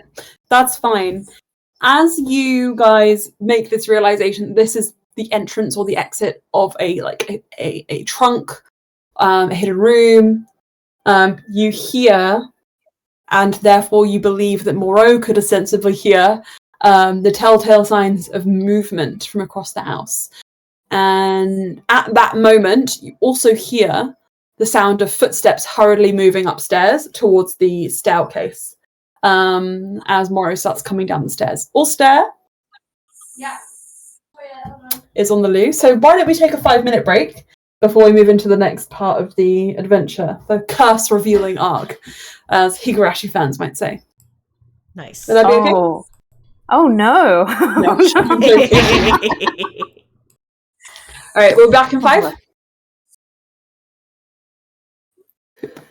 As I said before, you guys figure out that there is a secret compartment entrance here, just as you and Moreau herself hear Danuelle's heavy footsteps coming down the stairwell. Now, Ulster, I'm going to have you guys roll a little check for me. Mm-hmm.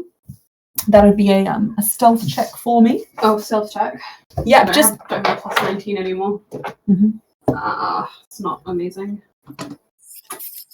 13. 13. Okay, so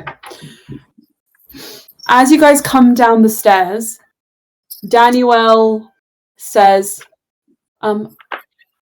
this is a little bit like embarrassing for me, but I actually kind of need the help getting down the stairs. What?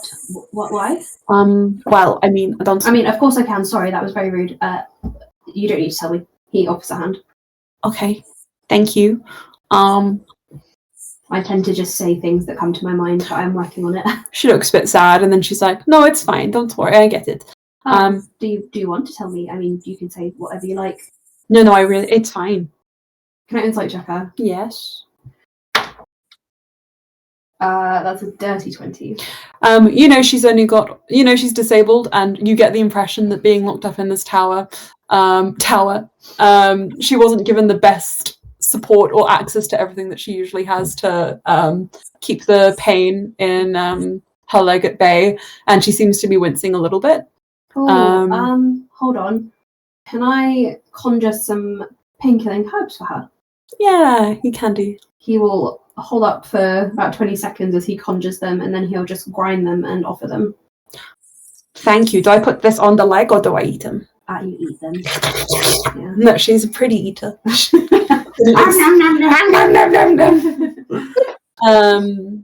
And she seems to walk a little easier, but it does seem that slow and all three of you, like the three of you together, no longer having your mole. The three of you? No, the two of you. So I was like, I can't speak. No, I had to clarify. I was like, someone joined us. Me, I'm there. Emma. Oh, hello. Who are you? No. We don't do this. What are you doing? You're making a little more noise than you usually would. All this to say, Auster, Danuelle, you're on one side of the house. Mm-hmm. You come out of the kind of entryway to the sort of hidden stairwell, which leads up to the tower. You see that you're opposite that desk, which had the post and everything on it, behind a door there. And you can see the others in the writing room, but you can also hear Morrow coming down the stairs as if she's about to intercept you. What do you do? Can I throw out my hand to stop Danuelle from entering the hallway? Okay, you pull your hand up and you stop her from coming out. Everyone on the other side, do you do anything? Are we at... So we're thinking that she's checking on the tower. And... Whatever you're thinking, she is moving in the direction Auster and Danuelle are. Okay.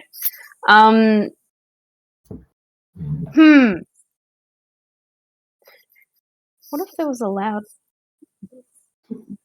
bang inside? Do I have that equipped? I do. I do. Ah. I have a loud bang. I don't think I have the thing I was thinking of. So, can we distract her at the other end of the house?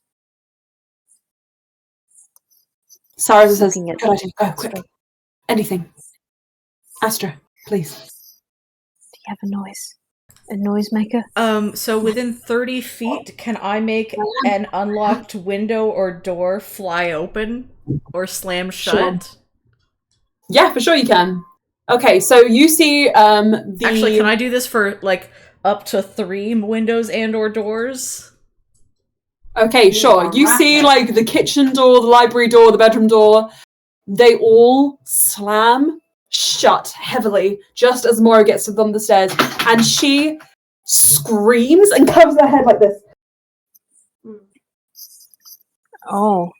I would like to make them fly open again. I would like her to think that this house is haunted. She like yells and is like, "Go on, And are you able to say that without the scream, so we can? Do we audibly pick it up? Go away! I locked you away. No. Why are you in about Oh. Oh no.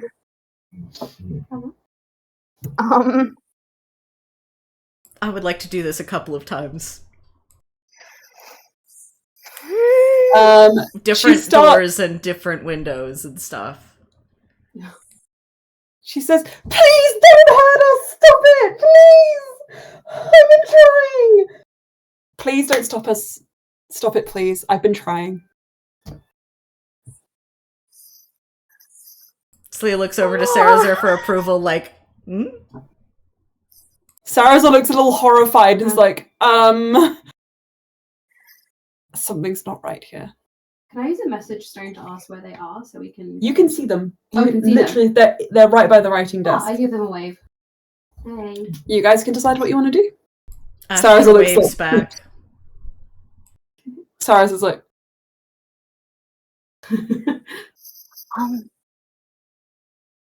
shall we just go with we're here to help you check on Danuelle?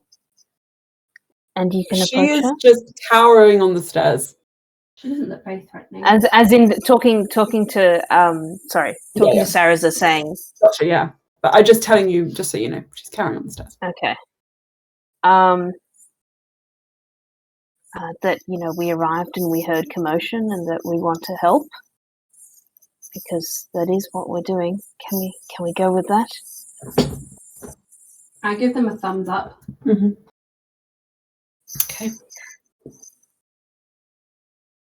After a moment, she says,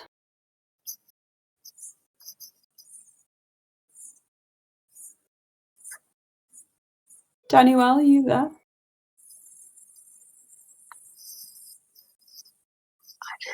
I don't want to initiate this, but if it is Sparks' idea. But she doesn't know Morrow's and Claire.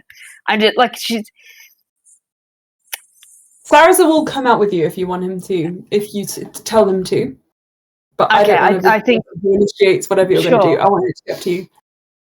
Okay. She'll kind of move back and be like, "Hello, is someone in trouble in this house? Mm-hmm. Morrow St. Clair?" She looks up. And then sort of looks as if she's rushing in, like, "Hello, The call was coming from inside the house. Hello, sorry, I'm a friend of Sarazur Dehane. Sarazur just comes out as well. Okay. So sorry to intrude. But why are you in my house? What are you doing in my house? Well, Sarazur came to visit to check on Danuelle, but the front gate was bent and the doors were opening and closing, and we were worried about her safety, but also yours.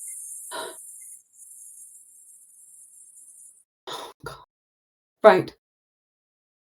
I know how this looks. I can explain. I just need to keep... Where's the... And she looks around and you see her coffee cup is smashed and spilt. Oh. And all the coffee is spilt over the paper, making the ink kind of bleed into an unreadable mess. And she's like, "Oh, no. You have to leave. We all have to leave. We have to get the girl and we've got to go." Right, I step out with Danuelle and start booking it for the exit. Go, go, go! And she stands up. How fast can Danuelle run? Oh, she can run fast now that she's not in pain yet. Then I will stand by in case she needs defending. Okay. As you guys start heading for the exit, you hear a massive, heavy thud from the direction of that ottoman that you guys were sort of near before. And she goes, fuck, shit, fuck, shit. And she just is swearing. She's like, I need paper, I need a pen, and I need time. What's about to happen?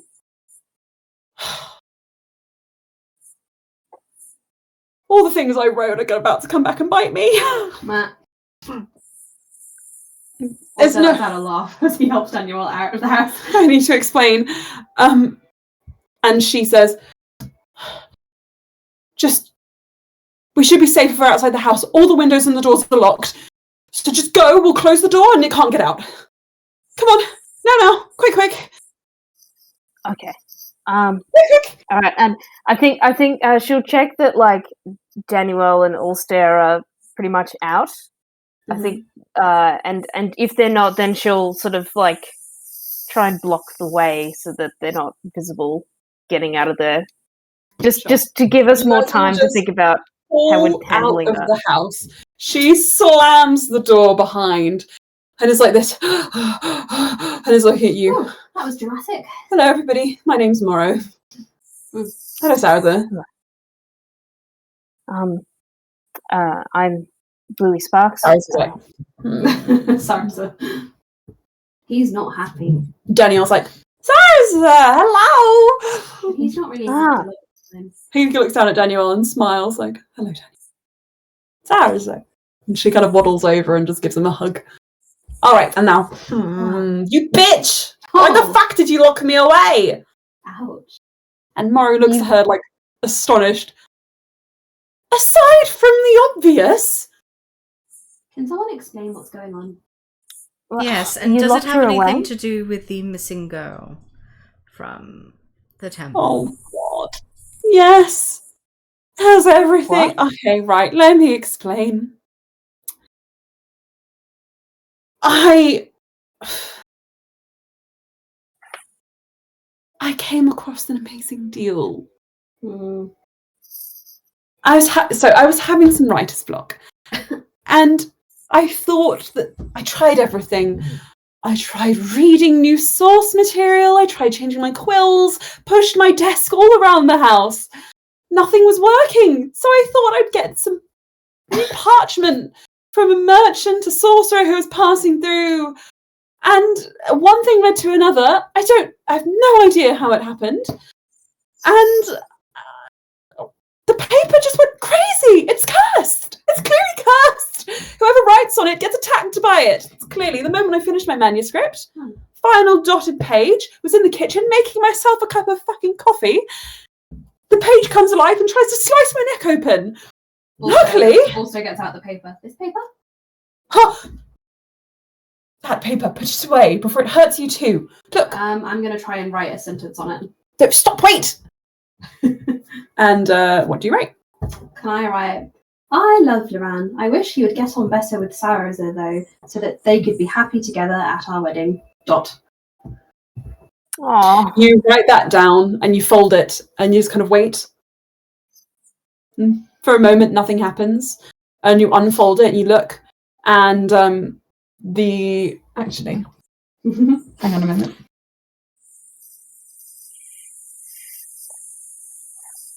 Give me a second.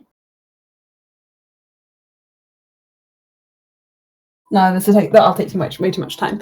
Basically, you look down at what you wrote, and it now reads, Loran, the light of all my days, the star in all my nights.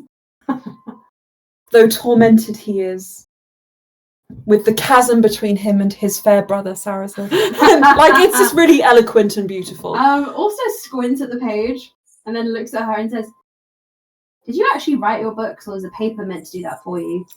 It's a little bit of... Everyone has editing tools, darling. He shows the piece of paper. I did not write this. Okay, look. It just helps the words come alive. A little bit. But that's not the problem. Fraud. No, well, who isn't? I'm not. Yeah. I hope I'm not. Danielle says, I'm not. I'm an original. And she's like, I know you're not. For a fact, darling. A fraud or an original? She stole pages from my manuscript. I stole plain paper because I wanted to do some doodling. It's very different. I wanted to practice my origami. And she was like, that seems fair. It had writing on it. Maybe the writing was shit. Well, where else would it have gone? Never mind. Mara, why was Danuelle locked up? For her own safety. Also, looks particularly dubious at that. Wait. What about yours? Okay, right. Look, so, like I said, that paper is cursed. If you write on it, it'll attack you. I don't know why it didn't... Whatever. Maybe you're just a bad person. Danuelle says, well, maybe she's not writing very original things. I hand a piece of paper to Danuelle. Show them what you showed me. She folds it up. Do you hand her the one that you wrote on? Sure. Okay. she folds it and she's like, I'll make the little guy. And she folds it a little stick man, like a man with like a little folding head. And it jumps out of her palm, walks up your arm, all star, and starts smooching you on the lips. And she's like, wow, that's kind of crazy. It really does come alive. Wow. He holds the paper up. It seems absolutely enamored with you. Oh, that's very nice. Okay, I'll put it in my pocket. Okay, it's like a little Loran. Has a little goatee. +1 Loran paper doll. Paper doll, literally. And Morrow says, well, then maybe she's a sorceress or something. I don't know. I just can't think of a single reason why it would attack me and not you. Because you're probably a bad person. Who has a good insight? Me. Really good. I'll stare. Also me. Okay, you guys. She looks like she can think of maybe one We reason. squint at her. Go on. Astra, you specifically feel a sort of that there may be a connection here between the use of the word Frankenstein and seeing all of the different pieces from all the old... She's a plagiarizer! You actually plagiarizes books.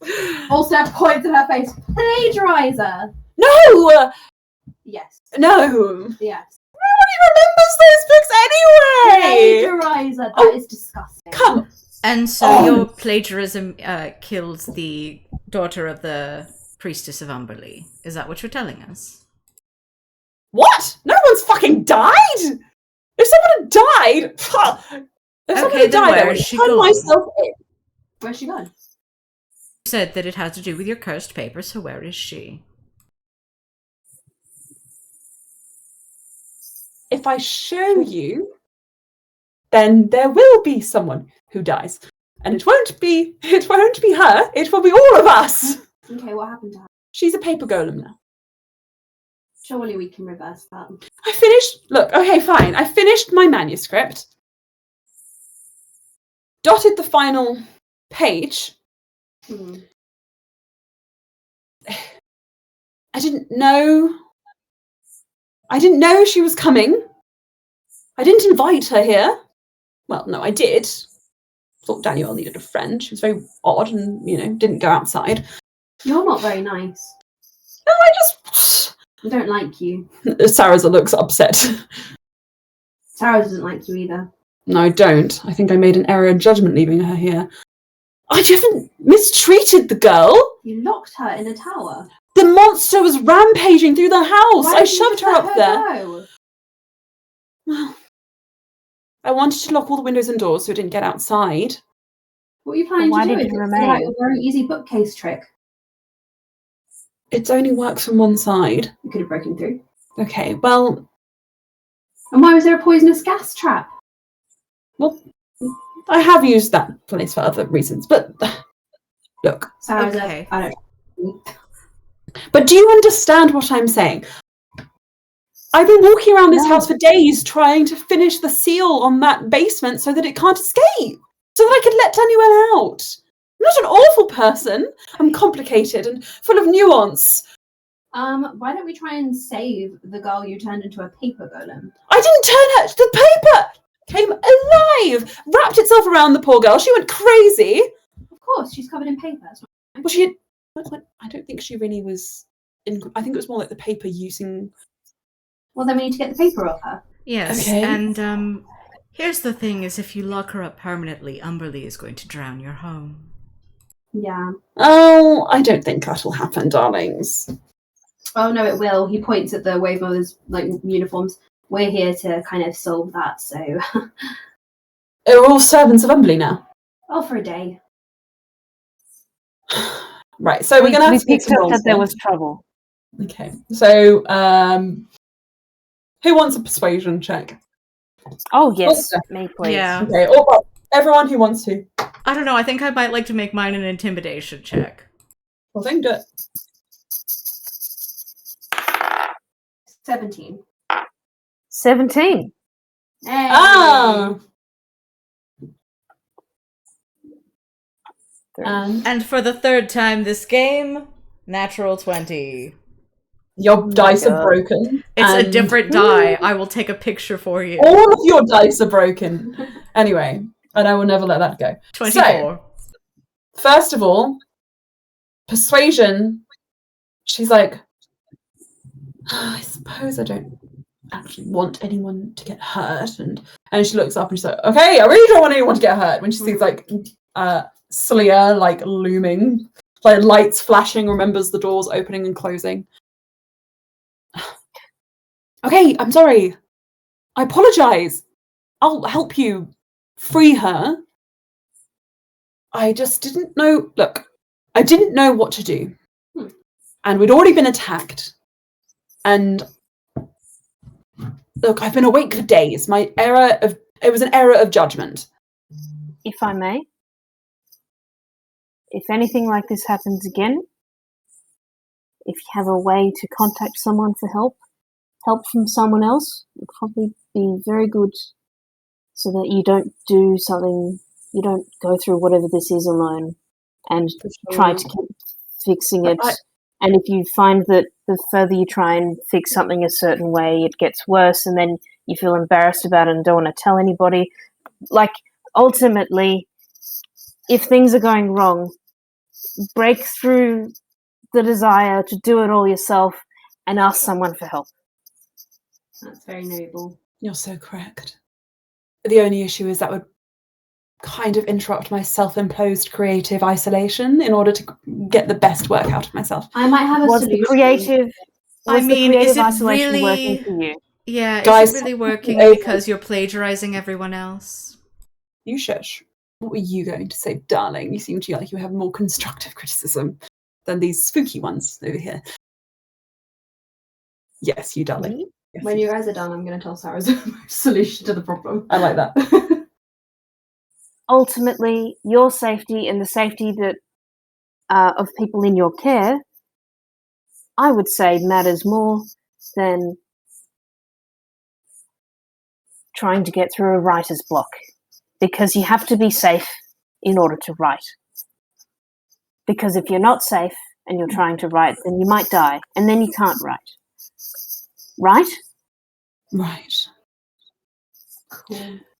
Actually, I do want to hear what the spooky one had to say. Tell me. He's completely ignored you guys and gone to Sarazur. But you guys keep going with your therapy. Sarazur, it's a paper golem. I can release termites on it, and they can eat all of the paper. Sounds good. Without hurting the girl inside. Sounds all right then. Okay. Obviously, that's one element of the plan. If anybody has any suggestions, Sarah says I'd be happy to hear them because I'm a team player. Oh no, she's not a shape changer. I was going to suggest Moonbeam. It will damage the girl inside though. Yeah. Moonbeam. Yeah. No. Okay. Never mind. Laura says I can. Well, luckily this whole house is locked up. In all likelihood, because I'm no longer working on the incantation, which has already gotten out. Or will in only a matter of moments.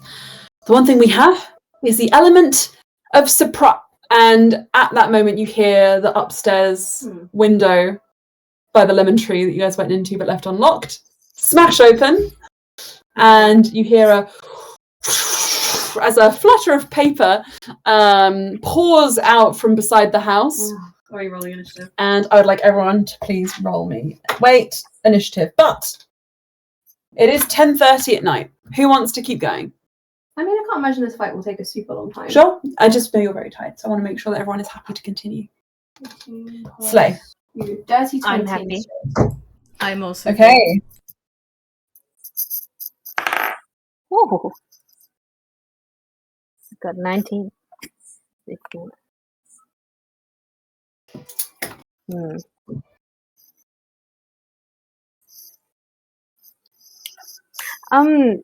Lily. Yeah.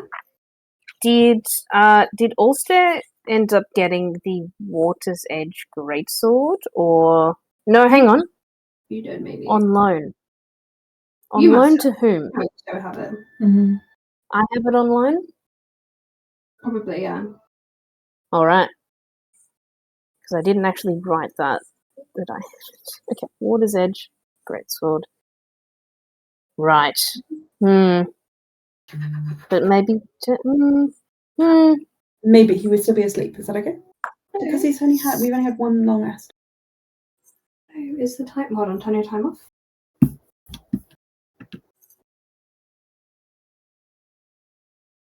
Is it back? Sure, but it'll be very brief. Okay, so I will have everyone's initiatives. Just give me a moment. 20. Give me a moment. 20 hindsight. Hindsight. I would succeed all my hindsight checks. It means I regret a lot of things in my life. No, I'm joking. You don't regret everything. I don't regret. La. La Beppis. He's like, get off me! Wait. Oh my god, Lala, do the jumping Chinese vampire. Oh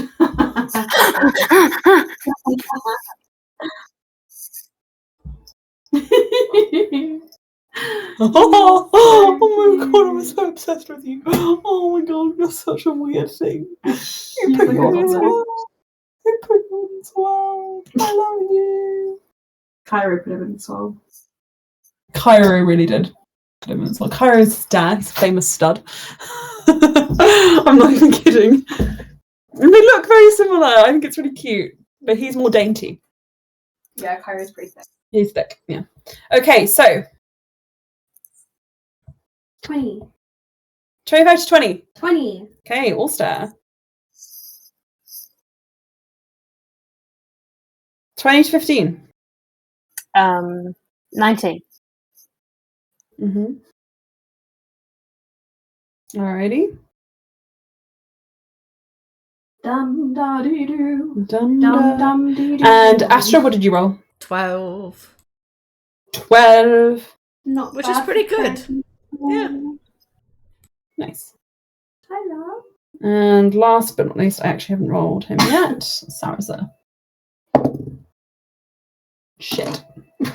Does Sarazur ever roll good initiative? He's not got good decks.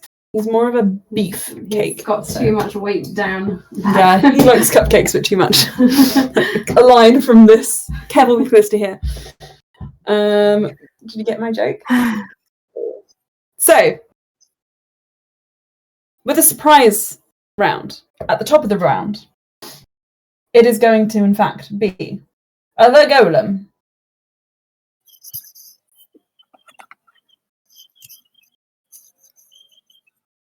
So, the golem is going to swarm around Morrow because it fucking hates Morrow. And it is going to use paper cut, multi-attack. That's actually probably the worst paper, like multi-attack ever.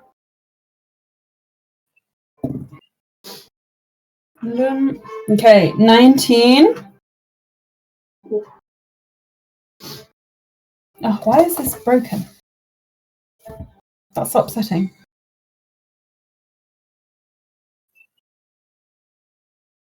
One second.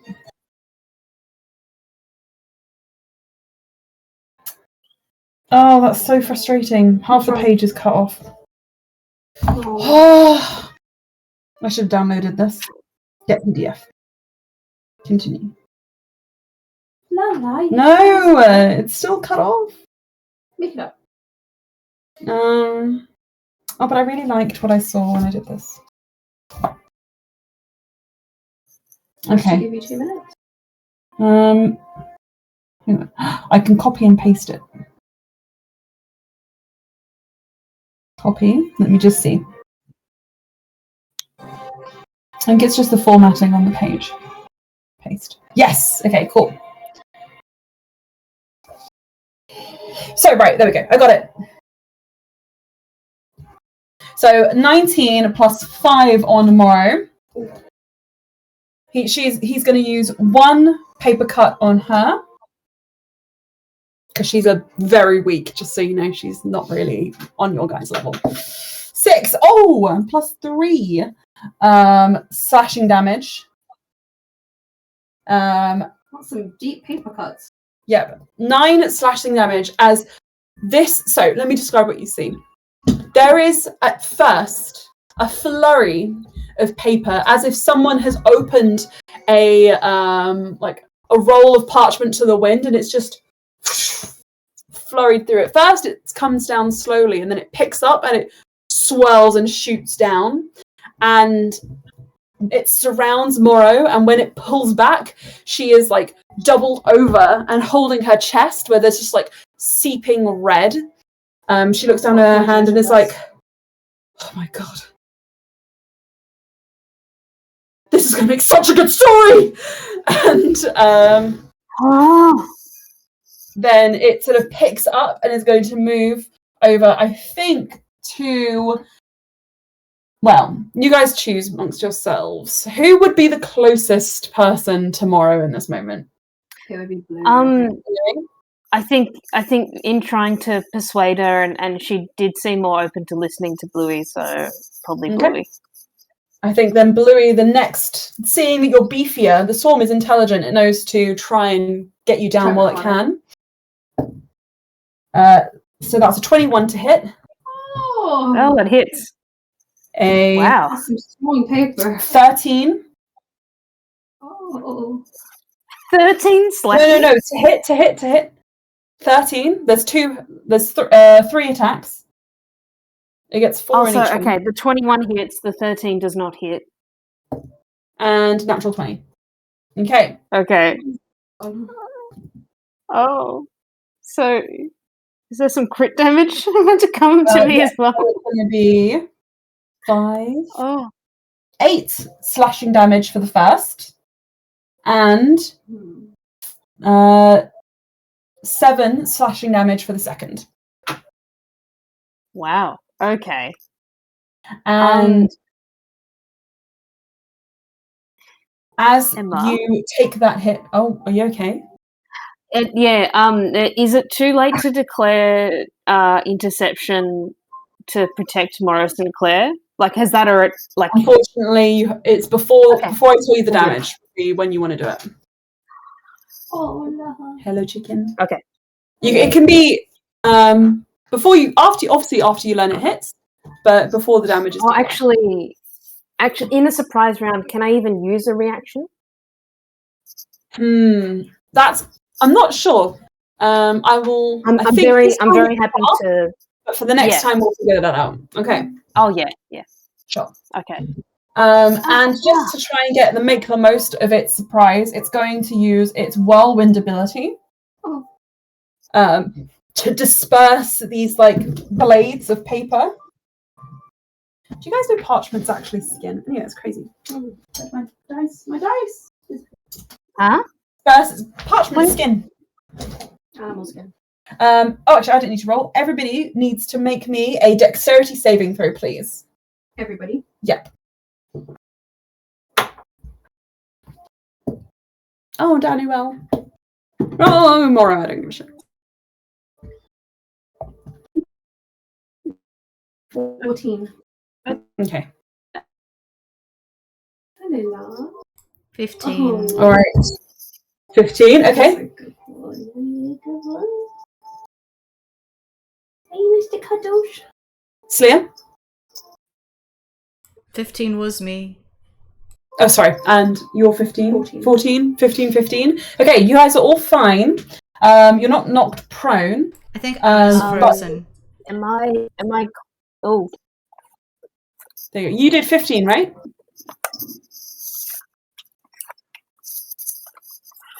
Am I audible? Yes. Okay, right. I had bad connection there. Is Bluey making a dex saving throw? Yes, sorry. Okay. And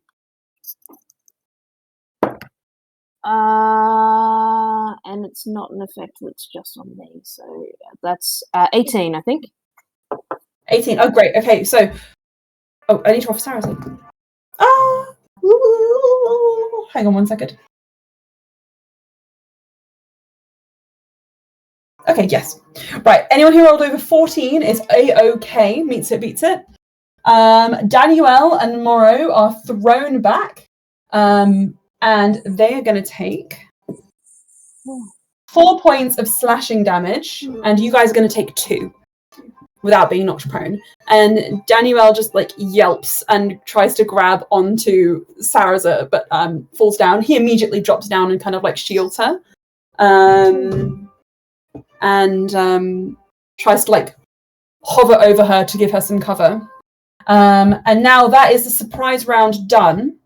You see, as this creature kind of finishes its attack on you, the paper comes together in like this swirl, and it begins to wrap almost mummy-like around the outline of what would be a human figure, until you see it is a figure in itself, humanoid in shape, quite a bit larger than even Sarazur, about 10 feet, maybe 10 or 9 or 10 feet, 9 or 10 feet tall. And it looks very hench. If there is a girl in here, she's a big girl, which we love. But you get the impression that there is some sort of magic that is keeping her in here. So, okay. Who's first? The first in the order is Ulster. I would like to cast Infestation on the golem. Stunning. Okay, tell me. With a focus on termites. Termites, perfect. Okay. Assuming paper is weak to you. Sure, tell me about that. Cause a crowd of parasites to appear on a creature you see within range. They have to make a con save. Constitution saving throw. Okay, it was pretty good.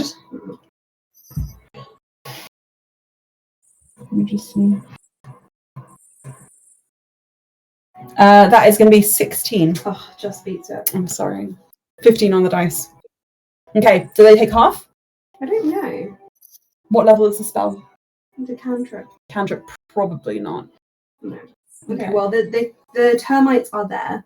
Sure thing. She's like got bugs swarming all over, and it's like it's almost like when you see beekeepers covered in bees. I'm like, eat the paper.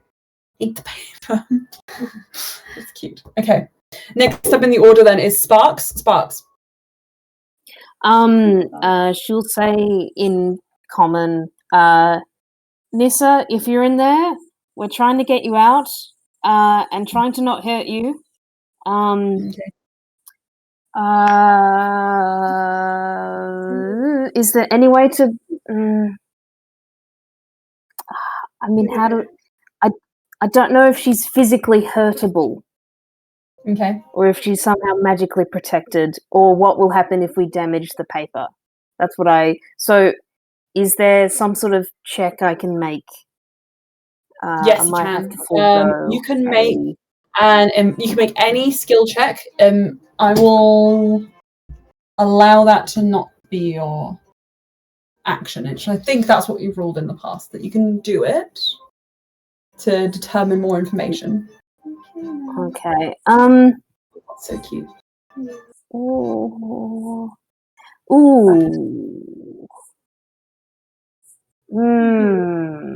I'm wondering if actually Divine Sense could. Okay. Instead, no. I think I will do a check. At what I say, does the paper golem seem to? Is there anything in that reaction that seems like Nissa is controlling? I don't like insight into or whether she's controlling the paper golem. Yeah. No, okay. doesn't seem that way. I mean, we'll have healing on standby. Okay. If I get that without doing a check, then I might just attack the golem's feet. You could also, if you wanted to, do a non-lethal attack, but that would only work for a melee non-spell attack, just so you know. Yeah, sure. Okay. I will do 2 non-lethal melee attacks with the longsword single-handed. Okie dokie. Go for it. Okay, first one. That's 17 to hit. Okay, that is going to hit, definitely. All right. And that's also a 17 to hit. Okay. Fabulous. Both of these hit, so tell me how it works. What do you do? Sorry. Okay, with my d8s, I'll go for the feet. Okay. So one attack. The first attack does 5 slashing damage. I guess I'll aim fabulous. for 1 foot and then the other, and then the next attack does 11 slashing. Oh, Yeah. great. Okay. You see a flurry of paper as you kind of like pummel strike through the feet of this thing. And you see that the kind of, with the density of the paper before, when it was doing the kind of like turbine, the whirlwind, you couldn't quite see through to the center, but as you kind of like sweep aside and you send a scurry of paper to the edge, you get a brief glimpse inside the golem. And it looks like you do see whoever is in there, they aren't touching the edges of the paper. They are like surrounded by it, but there is like a little bit of space in between them, their actual physical body, and the paper.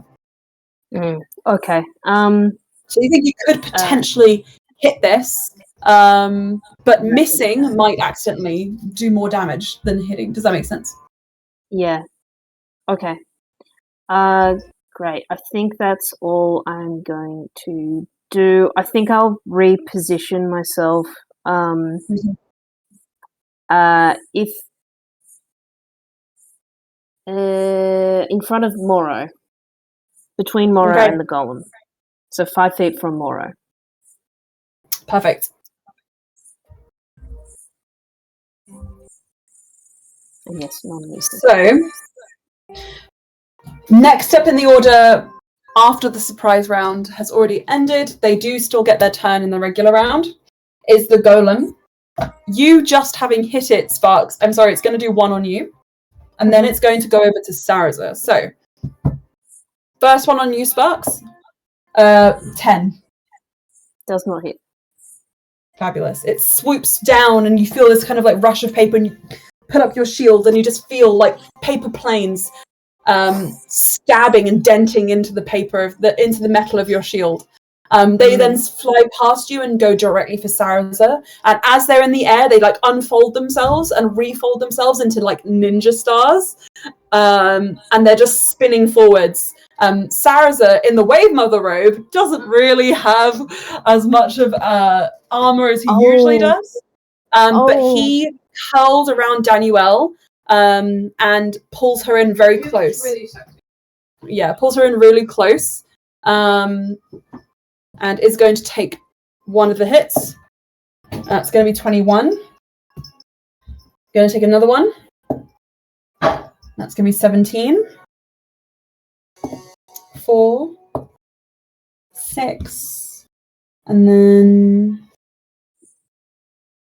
6. So he takes 12 points of slashing damage as his back, which is exposed, with parts of which is exposed by the robe, is just carved into, and you see blood beginning to pool in like the dips of his hips there.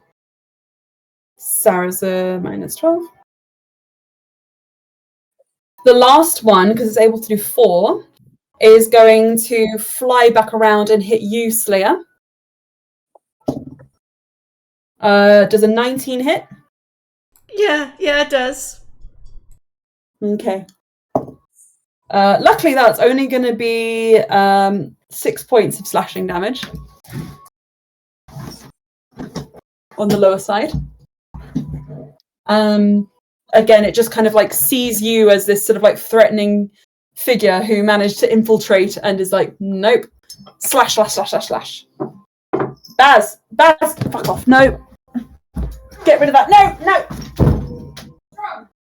He just was trying to eat this paper. What? He was trying to eat one of your nose tissues. Ew, Baz. Sorry, guys. He's weird. I don't know what else to say. Ain't that just the way? Baz, that's really, really gross, Baz. Okay. I'm pretty sure you don't want to eat those. Okay. It's also going to roll to see if it reloads its whirlwind, which it doesn't, which means moving on. Okay. Next in the order, after the golem, we have Moro. Does absolutely fuck all. Morrow, who says... I guess I can't have my seat back, can I? Show them. Show them? Oh, yeah. He's there again.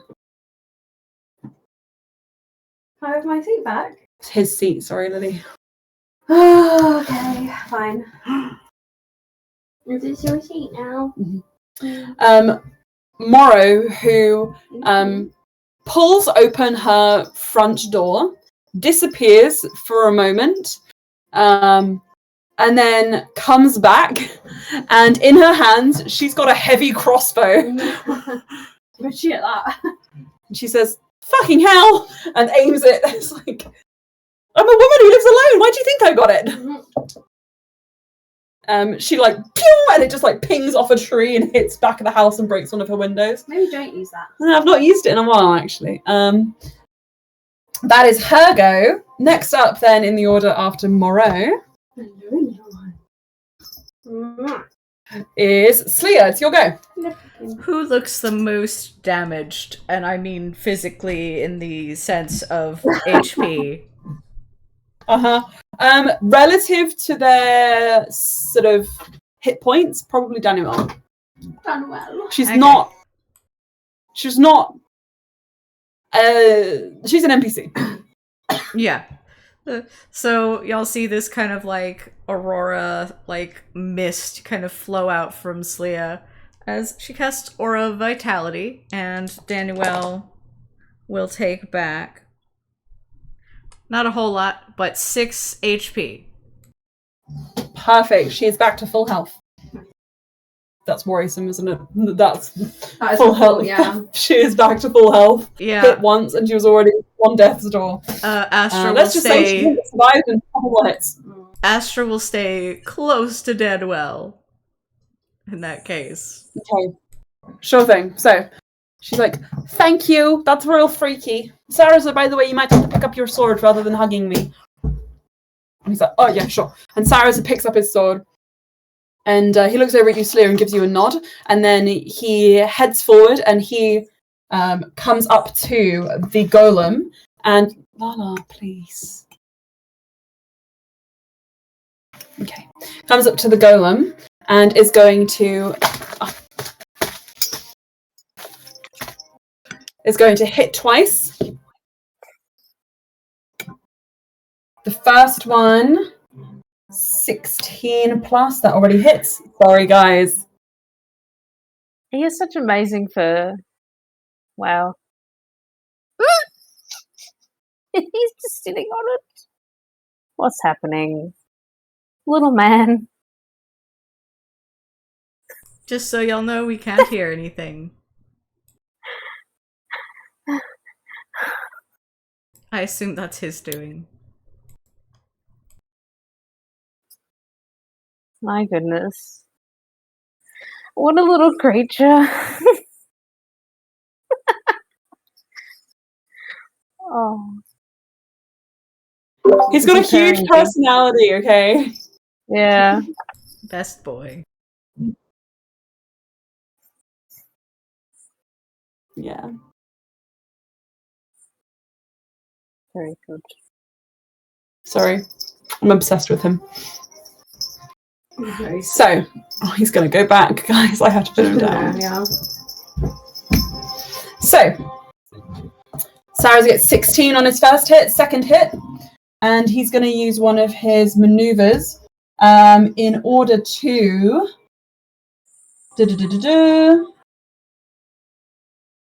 give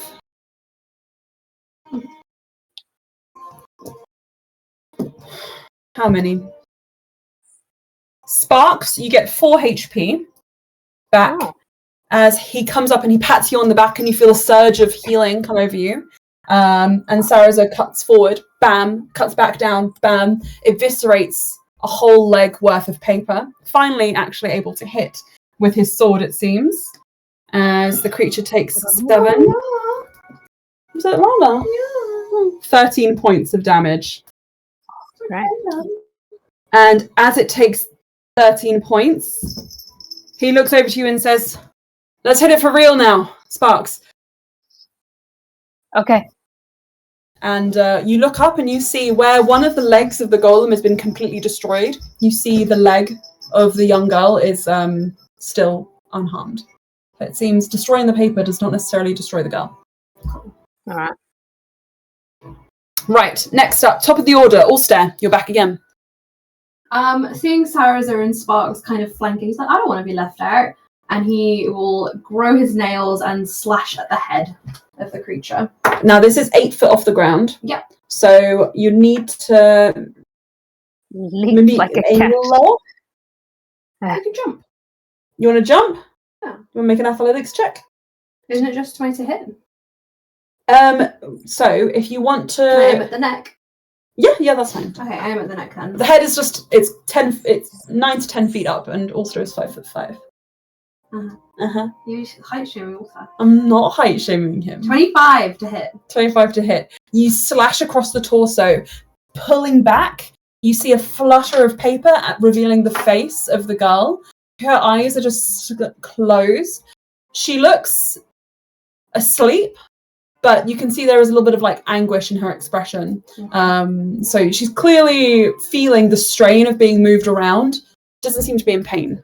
14 points of acid damage. Nice. Okay. Oh, okay. With acid damage, she flinches a little bit. So 14 points. You see the girl's robe burn a little bit, and she takes a tiny bit of damage from that.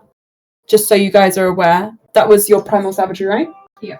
Ulster, from this, you get the impression that spells, area of effect spells, do seem to... it's not area of effect. It's not area of effect. Never mind.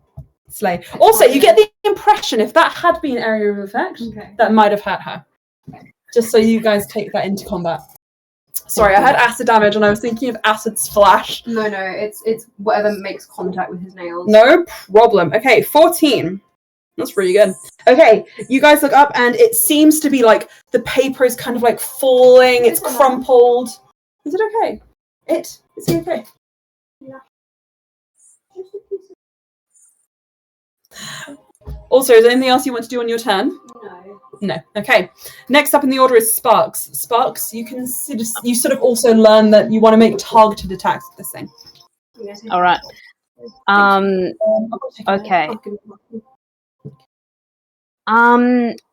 Since she can still intercept, or can she switch from one-handed to two-handed, and then attack? Yeah, it's a bonus action. No, it's not a bonus action. I think you just have to declare it. All right. I'm doing that, and so my 2 attacks to the golem will be lethal and targeted. Lily, you okay?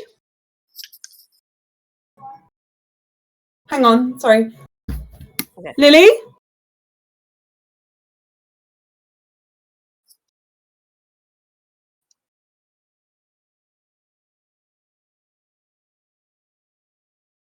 My 2 attacks, two-handed. Okay.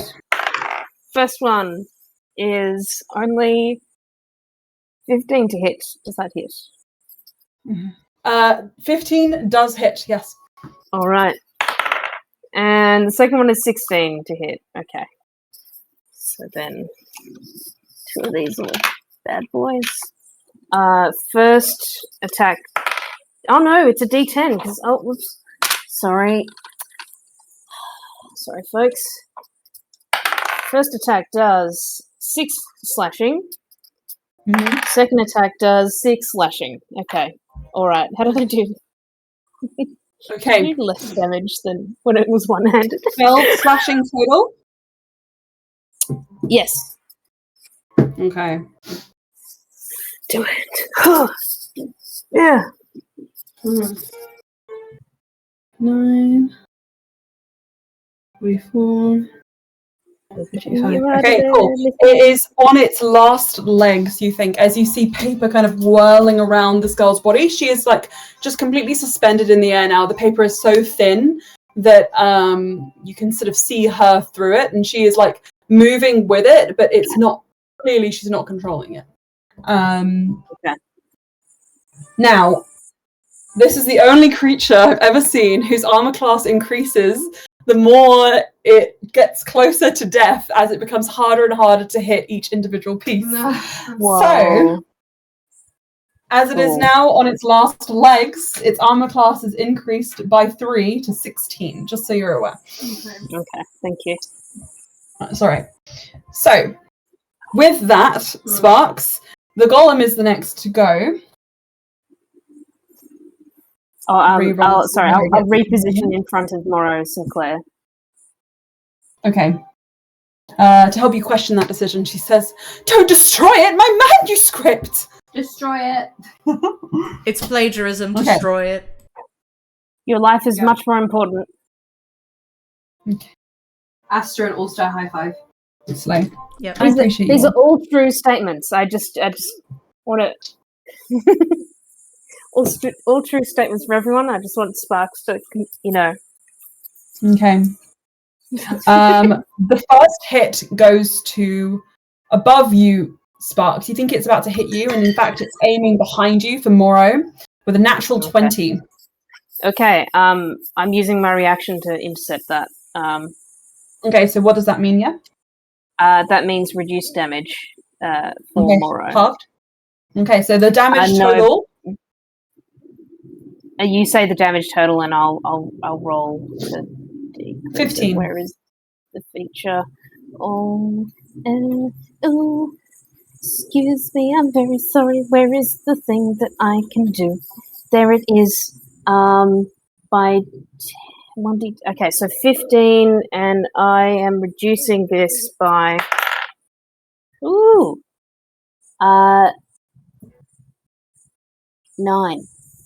Oh, nice. She yelps and Sparks. Sure. Oh, actually, I do it with my sword because I can do it with my sword, and I have just the sword in my hands. Nice. She yelps, and you smash the sword down, and a whole row of paper airplanes go, and they slam into it, and you shake them off, and she's like, "You're so going in my next book." Okay. But then she gets whacked in the face by a piece of paper. She's like, "Ow!" Sorry. No, it's fine. As long as it's an original work. Okay, right. I get it, okay? I'll be original from now on. And she picks up the crossbow again. Oh, wait, sorry, it's still got 2 more. Sorry. Those 2 were for... Wait, no, the first one was for Moreau. The second one, I think it wants to... I think it wants to try and hit her again. Okay. Oh, no. Lily, look at it. What's happening? What is it? It's a natural 20. At least that wasn't on one of you guys. Oh my god, 2 I'm getting in a alien row. rolls. Yeah. 2 in a row. It's only 5 on the natural 20 points of damage, but she is now unconscious. Oh, Jesus. Okay, right. Alright, well, at least she's quiet now. Yeah. And she is down. Down. With her being down, the last 2 are going to go to someone else. Someone who's not been hit yet. Ulster. I've been hit. Wait, last 2. Oh, you have? Does the golem have 4 attacks? 4. You can do it. He was right by her. That's fine. 18 and the other one misses. Yeah. Okay, so 5. You take 8 points of slashing damage. As one of them gives you a nice trim on your hair, but also a slice along your back, and it's not very comfortable. He does not appreciate the haircut. No, he does not appreciate the haircut. Okay. Ouchie. And as that final hit comes around, the paper tries to start flying up back to the house, and the girl starts being pulled with it up. Can I try and grab her hand? It's not your go. Can someone try and grab her hand? Morrow is down. She's going to roll a death saving throw. She passes. Sleer, it's your go. The creature seems to be trying to retreat to the house. Well, I will use my Aura of Vitality to bonus action restore 5 HP to Moreau. Okay. Because it's within a 30-foot range. Can I use my action to grab the girl's hand? Okay, yeah. So you reach up. I want you to make a strength saving throw to try and keep her down.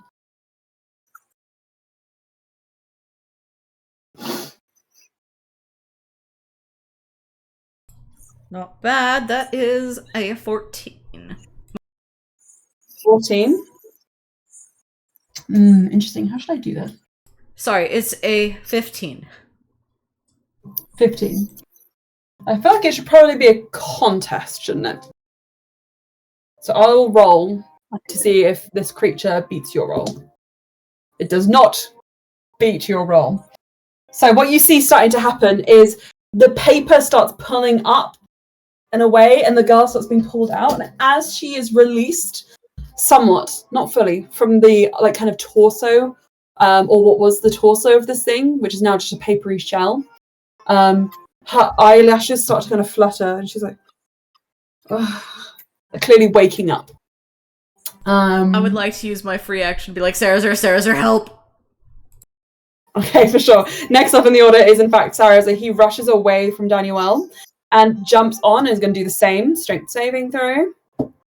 17 plus a bit. Let's see. Plus 7, 24. So with a 24, you together go heave and pull, and her legs come free and her eyes fly open. She gasps and falls down into both of your arms. And you guys manage to catch her before you go, not going prone, obviously. But now the paper is completely freed from the girl. So anything goes. Ulster, it's your go. I will go. Wait, there's more paper. I'll go for another slashing attack. Slashing attack, go for it.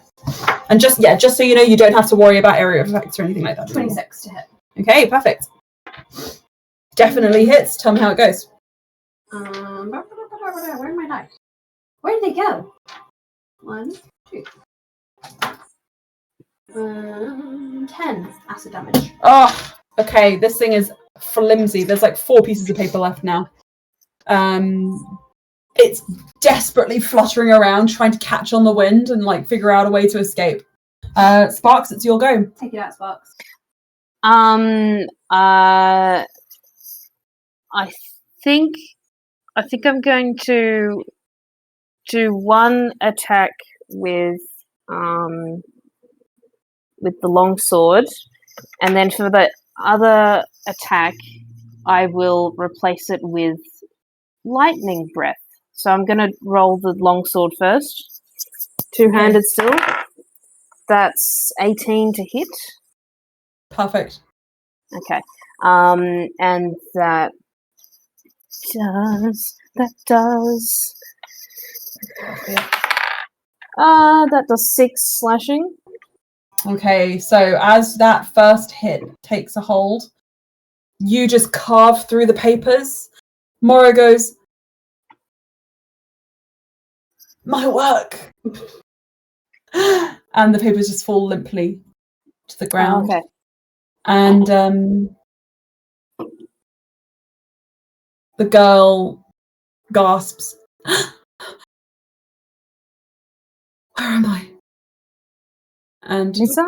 the battle is over as you have killed the golem and freed the girl. Nice. Yay! Yeah. Bluey doesn't do that, but I'm doing that. Yay! Sarazur looks over to you, Sleer, and just says, can you hold her? I need to... And he looks over at Danuelle. How is Danuelle?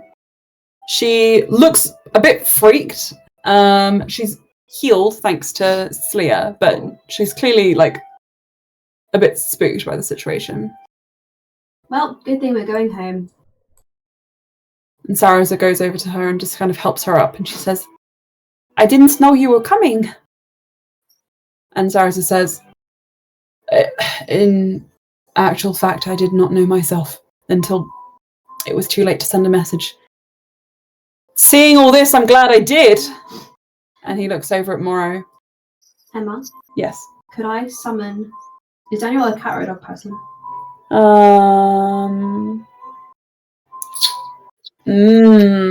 I think she's a I think she's a cat person. Can I summon a fluffy cat using Summon Beast? You summon a Baz! I summon Baz, I pick the cat up and put it in Danuelle's arms. There you go, for your nerves. Wow. Whoa. Thank you. That's a really kind gift. It's alright, he won't stay forever, but he'll stay long enough to make you happy. Then I'll go back to the Cedar Court. Will you stay long enough to make me happy? What? Best friends, remember? Oh, yes, yes, best friends. He gives a thumbs up. Good job. Thank you very much for saving me. All of you. Not you. You suck. And Mario just kind of goes like, from the corner. Sparks? Just as Danuelle sort of says, "Not you, you suck." I think Sparks is going to reach out a hand to like pull Moro up, and as she does, she will lay on hands to restore the rest of her HP. Boring.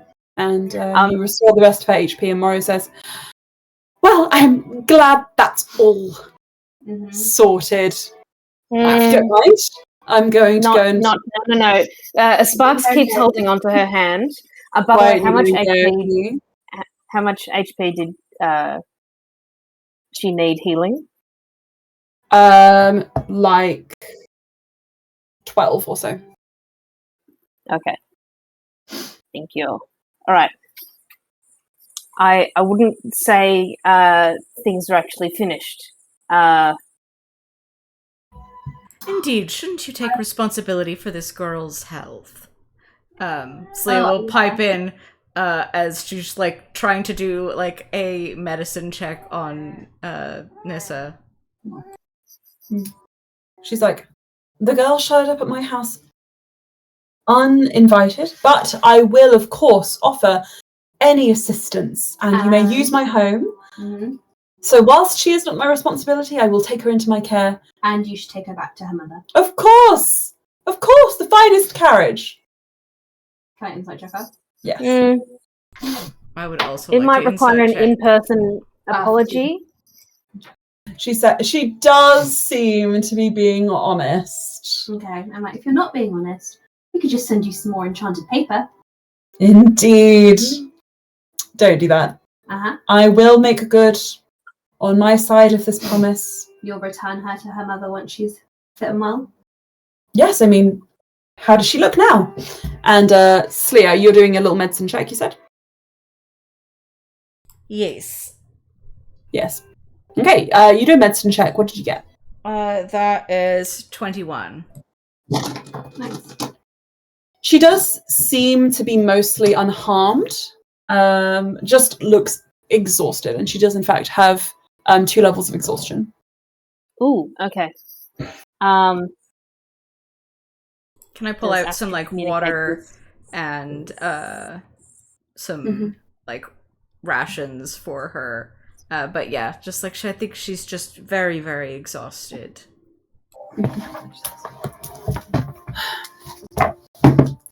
Good. Well, I'm glad she's fine. I have some medicines and healings and such in my home. You may use them if you wish. I think Sparks is still holding the hand, and I think you owe apology to Danuelle and Sarazur, since keeping Danuelle locked up and not contacting Sarazur were both Yes, mistakes. of course. And she looks over at Sarazur. I am sorry I didn't tell you. If it wasn't clear, if I stopped writing on the paper, the monster would escape. So I've been standing, writing non-stop for the last 48 hours. And it's been difficult. I haven't had time really to pause, and the only time I did pause, cowering on the stairs, the thing escaped. So I hope that does convey the severity of the situation and why I acted so rashly. But it was a mistake, not to at least try and escape with Danuelle and think later. Or at the very least explain to Danuelle the danger of the situation. Danuelle said, yeah, I didn't really get what she was saying, like, about how I had to hide. I was like, nah, that sounds silly. Because, like, why? You know. Besides, I'm fine now, but, like, here, not fine anymore. Is everything okay? Yeah, I'm just seeing my shoulder. Okay. Sorry. I'm sorry. I just want to check you're fine. Okay. And Moro says, well, I'm sorry, either way. I made a mistake. I tried my best. I accept responsibility for what happened. I'm going to clean. You can all use my home. How does that sound? Suitable. I don't know how everyone does. I mean, I'm not the person that needed apologising to, but I thought that sounded good, but I will defer to the people that needed apologising to. Danuelle says, it's fine. We destroyed her manuscript anyway, so no one's going to see it. Oh yes, I give Danuelle back her magic paper. Now I feel like you can have it back. Can you really call it her manuscript if she stole most of it? That's so true, bestie. So true. So true. Should invent some kind of system that goes through books and checks for plagiarism. I'm sure we can make a magic spell. I think we should call it, what do you reckon, guys? Grammarly. Tarleton. And Danuelle says, you know, some of it was actually my manuscript. I noticed some of my pages went missing. I bet it was in there. Sounds like jealousy. And Moro's like, oh, definitely, those definitely aren't in the trash. No, I'm joking. Well. Goodbye! And she sort of totters into the house. And Nissa, like, blinks and is like, How about we get you back to your mother? yeah, I think I'd rather go straight. Oh. Moreau, you're taking Nissa back. Yes, indeed, you should. My mistake. You think I'm Come going here. to traipse back down that hill? You're going to leave another young girl in my care after what happened to the last one? If anything happens to her... No, we're going with you. No! Oh. I think that's a good idea if we all go together.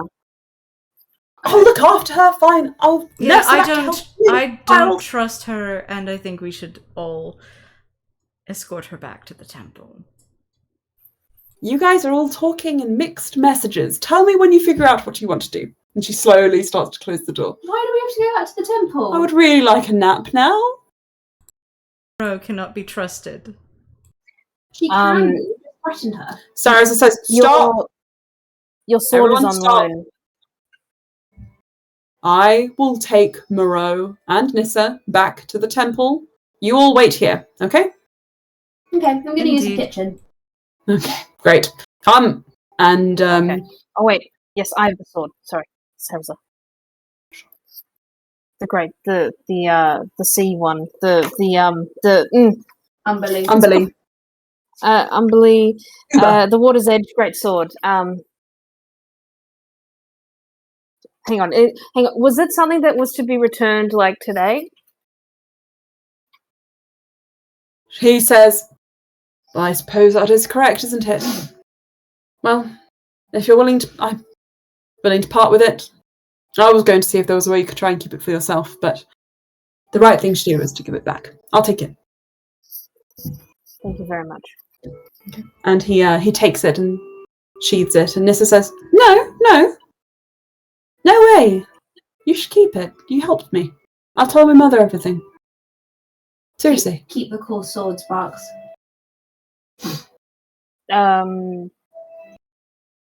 Are you sure? Do you speak for... I don't know how your temple works. I speak for the trees. No. The sea. You speak for the sea. I know, it was a joke. I speak for the trees. Yeah, you do, I can tell. Okay. It's fine, seriously, thank you. I'll tell her. And did you guys come here by boat? No, Yeah, I think Good. it's been like the same day as we visited the temple, though. Yeah. Yeah, no, I know. But she was saying, did you come to the island by boat? Oh, okay. No, whacked in. Good. Okay, don't go on the sea for a bit. Oh, why? Why wouldn't she be happy with us? Insight? No, not you. Oh, Moreau. No, it's more this.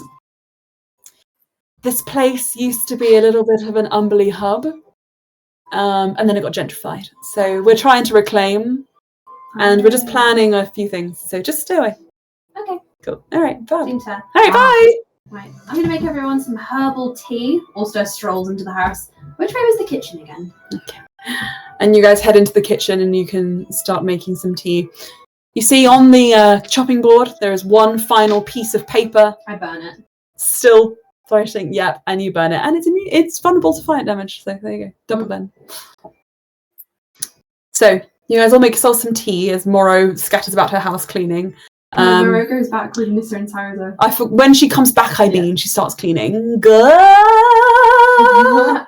Also, is very insistent. She comes back, she starts cleaning, you guys leave. And Danuelle, there's so who are you guys? It's kind of I've never met any of you before. We're Sarazur's best friends. Oh my god, really? I wouldn't quite say that. Unless Sarazur, you're willing to go there, then of course. My name is Blue Sparks. Oh my god, cool name. And because you're blue, that's awesome. Imagine if my name was Purple Horns. Very descriptive. Yeah, I think it's cool. Thank you. I like your sword. Can I see it? Is this new? And she picks up your sword and starts Oh no. Sorry. You can touch, you can hold. Maybe just don't swing. Okay. That's what they all say. Sure. And you're a tiefling too. Cool, besties. Yes. I'm Astra. Astra. Like space. Yeah, I know. Cool. I'm Danuelle. Well, it's very nice to meet you, Danuelle. Thank you. I like pink dresses. Yes, we can tell. I need to get my stuff. I asked you if you wanted to grab your stuff. You said none of it was yours. Oh, that's so true. But I meant, well, not in that room, but there was another room. I had 2 rooms. Wow. Also points at the house. Hurry up. Wait, okay. Well, why are you so mean? Wait for me, bestie. And she goes upstairs and she comes back with a trunk full of stuff. And she says, this is all I have. Okay. Cool. It's all my stuff. I will say, the reason also is being rude, he's watching the sun sink in the sky and just counting down the hours till Loran waking up, and as it gets closer and closer, he's like, come on, hurry up. She don't know that, so she's like, my god, bestie, calm down, everything's fine. Yeah, are we running out of time? All stay. I just don't want him to be alone when he wakes up. I feel that would make him feel sad. How's this, a boyfriend? Fiance, yeah. Oh my god, cool. What's his name? Looks at Sarazur. Sarazur will have departed for... No, they're back. They're back now. You guys are leaving now. Okay, right, great. Right. None of you are there, so that scene just happens. I don't have to do it. His name is Loran. Oh, yes! Good for you. Good for me. I know there's a guy called Loran. You know Loran. Yeah! Oh. He threw me off a boat. Oh, yeah. Yeah, I've had a lot of time alone to think about it, and I actually kind of think he wasn't that bad of a guy. I mean, he had a ship. Yeah, I mean, if it was unsafe on the ship, I guess being Yeah. off the ship would be a fair shout. Yeah, and I mean, look, okay, so I lost my leg, but it's not like I lost out on anything, because I made a new one. That's really cool, actually. Yeah, and I can take it off. I can hit people with it. Oh. Yeah, I can change the colors. It's cool. Yeah. Yeah, and sometimes I can have different feet. You can have a built-in height. That's really exactly cool. A built-in shoes. Yeah. Yeah, I don't need to take them. Like a doll. Yeah. Dress you up. Yeah, it's crazy cool. And then when people ask about that, I'm like, I lost to the war. No, I mean, it's pretty cool battle as well. Battle scores. Yeah, battle scores. Please stop me if I'm going too far with this. Is this perhaps the second time where, for your safety, someone's done something to you and not told you how it will make you safe, or checked with you if you were okay with it? Well, when I open my mouth, people kind of think I'm sort of vapid and clueless. So I think they just assume that if they explain, I won't understand. But actually, I'm very intuitive. And that's why after a period of self-reflection, I realized that I think Loran isn't a bad guy. I think he just did a complicated thing, and that it maybe had consequences that were for some people bad. And for me, made me go through a hard time, but I don't think he intended to do it. And also, it's got me to a safe place, so I'm not too worried about it. That's very insightful. Yeah. Sarazur, right? You feel the same? And Sarazur's like, well, it's complicated, so... No, it's not. You just said it was complicated. Well, but, like, complicated for me. Nothing happened to you. And he's like, well, plenty happened. He grumbles. And she's like, stop being sour. Let's go. I want to meet the Feywild. Well, we just need to wait for them to bring the portal open. Now, sick.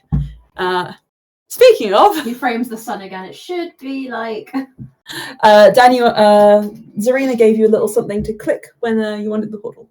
And he times it perfectly with the sun hitting the lowest segment of the sky and clicks open. Okay, you click. You break the disc and the portal opens up. And she's like, oh, so cool. That should be good timing. Oh my god, just like Daddy Halson when he opened that portal for the Shadowfell. Oh, he's so hot. Daddy Halson is Daddy Halson. He's so attractive. I will offer Daniel a hand and help her through the... Not for me, for Lincoln. Danuelle reaches out and is like, is it cool over there? It smells like flowers. I'd say it's nice and warm, but in a cool way. Go have a look. Yeah, I will. Cool. I'll help her through. Come on, Sarazur. And you guys all go through together. The portal closes and you are in the Dehane house, and she smells and says, smells like chicken, actually. Oh, that'll be the portion. I'm going to go and eat something because I've not eaten for 48 hours. Oh, wow.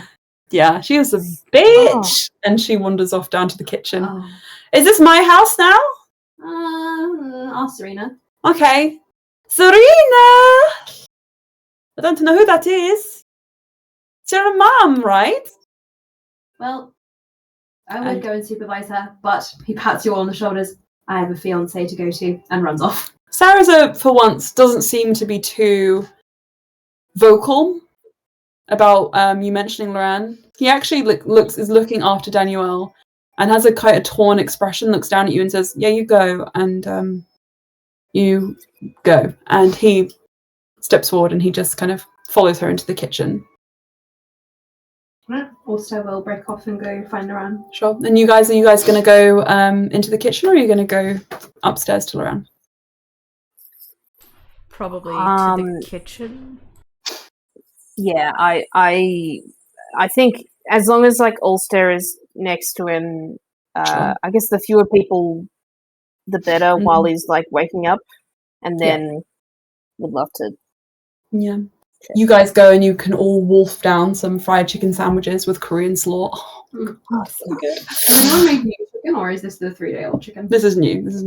Who made more chicken? Leander at the stove with a little apron Is it on. as good as my chicken? It's not as good as your chicken. Of course it's not.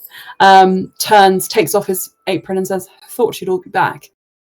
And looks specifically to Sleia, just because you would have taken the most interest in this, I think. And he just says, just so you know, that child, the one you rescued, Yes. he's been asking after you.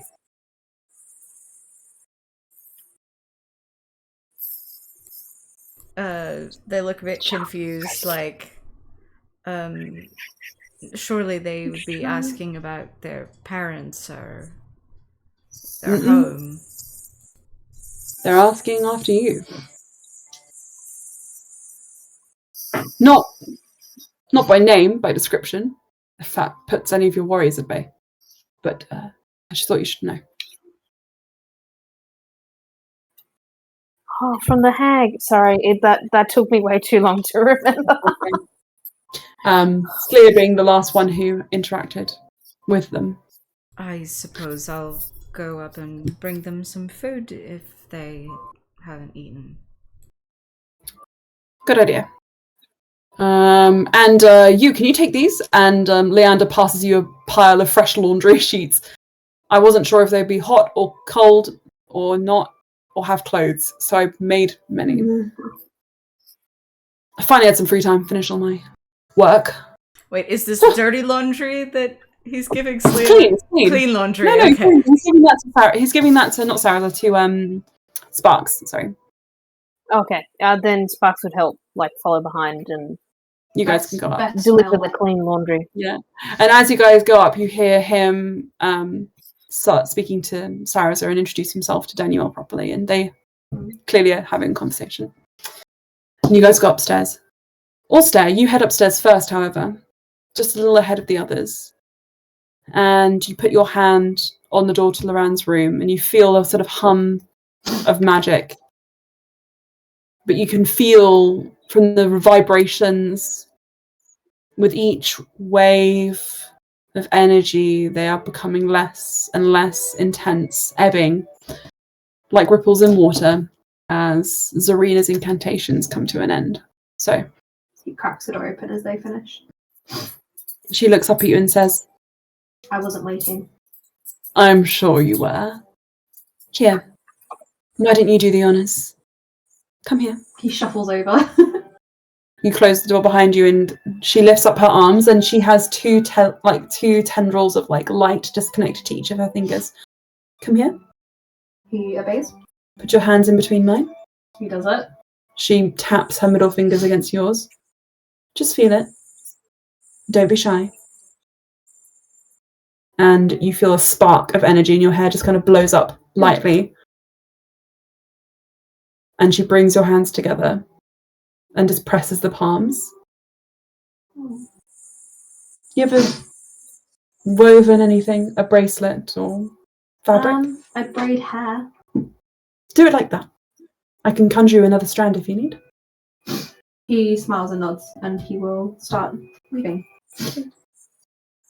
She is keeping everything stable, keeping the magic present, and you finish it off with a gentle knot.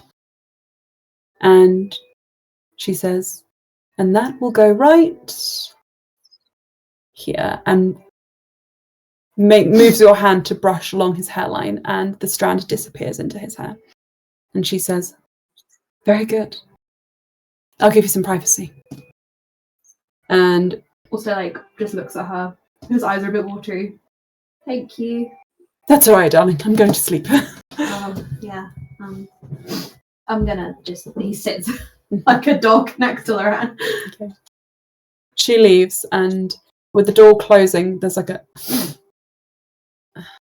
his eyes just open. Oh, I can see you properly now.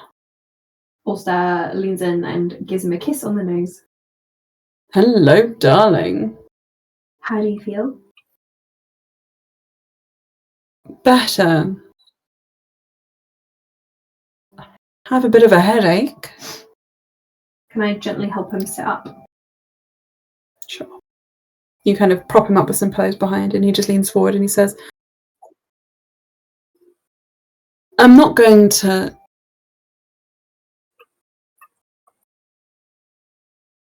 Look. We had a big few days there. I'm not sure how much of what I can recall is real.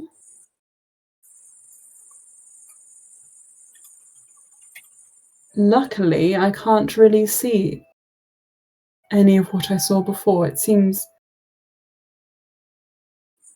blurred or censored in my mind. It doesn't make any sense. Well, that would be probably the repairs Serena did. Perhaps stuff I shouldn't have known, though that makes me want to know it all the more. I don't know what you know. So you know more than me. But that's the thing I don't know either. So you know that the information is there, which means you know more than I do. I never even got a glimpse. Suppose that's true. If that makes you feel better. I don't know. All the things I'm feeling, they're number than they were. They don't hurt as much. So there we go. Well, he kind of shuffles in next to the run. I do remember some things though. Like what? Well, some things I know that happened for sure. Like what? He gives you a kiss. Well, we went to, you remember Danuelle? Oh no, is she here? Yeah, she's actually in a fairly good mood with you. Oh really? Yeah. And Sarazur? Has that rubbed off on him at all? Hard to tell. We did have a group hug with Sarazur. Went quite well. Oh, I got you a gift. He opens his bag and pulls out the Wave Mother robe. This is for you. I will have that. Yes, he folds it up and puts it next to Loran's side of the bed. Thank you, darling. Yeah. Sarazur got one too. I got one. And Astra got one. Right. Sparks didn't want one.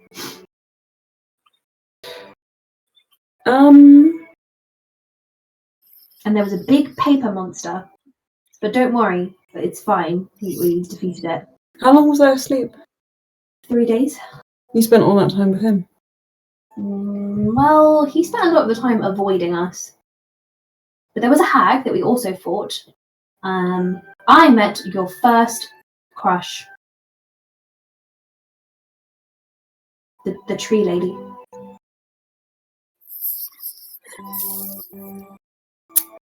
Of course! Aha! Oak. Willow. She said you were a cute boy. Don't remember her at all. No idea who you're talking about. When you were little, you used to go and beseech her. No. Yeah. No, never That was very happened. cute. Never happened. Don't know what you're talking about. And he rolls over and starts going la la la. We also went to the spa. Also rolls with him. Went to the You spa. what? You guys take commotion. Who did you speak to? He starts singing the Loranda Haynes song. No! You're a yell of anguish. Go on, Lily. What? Do it. Oh, do I remember it? Of course you remember it. They saw him arrive in a marvellous boat. The water at his side, he swam down the boat. Loranda Hayne, the man himself, he descended Down onto the docks and everyone in their tracks stopped. And the one thing he'll be remembered for, Or he gave lots of money to the poor and pocketed the rest. It's such a shit song, I'm sorry. It was all I could do in That's the so moment. good. Oh my god. You That's hear so that good. as Loran tries to stifle all stares. There's a pillow on your face and he's like, oh wait, no. Murder. No! It was fun, Indeed. but I missed you. No, missed you too. Do you want to come downstairs or do you want to rest?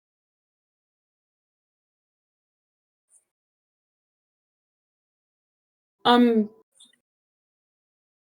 going to sleep. I didn't feel very restful. Then I will sleep next to you. Perfect. And just before we wrap up, you guys hear a laugh, some commotion from Loran's bedroom. It seems everything's gone well. You see Zarina give you a little wink as she passes you in the corridor. Have you had some of Leander's lunch? Yes, I've wolfed it down. Very delicious. Not as good as Allstairs. Not as good. Really, Oh. I'm shocked. Well, for a vegetarian or whatever he is. And she just kind of keeps going down the stairs. He's a pescatarian. Indeed. Whatever. Sleer and Sparks, the two of you kind of watch her go. And the door to the room where where the boy has been staying is slightly ajar. And you can enter if you wish. Sleia will knock on the door. Hello? Did we happen to get the boy's name last time? You don't, and you also don't know. Oh, did I say boy? Sorry, I've been using in random individual pronouns. You don't know the gender or the name of the child at the moment. Sorry. My brain is just a little bit slow because it's a bit late. Hello. We have food. And you hear like a And fresh laundry. Smells nice. oh, come in. Thank you. And you see, kind of wrapped up like in a blanket, sitting on the bed that's been made up for him. It is indeed a little boy. I think it makes sense. Just easier to pick one. A little boy. Now that he's been washed, with How old? Probably about 8 or 9.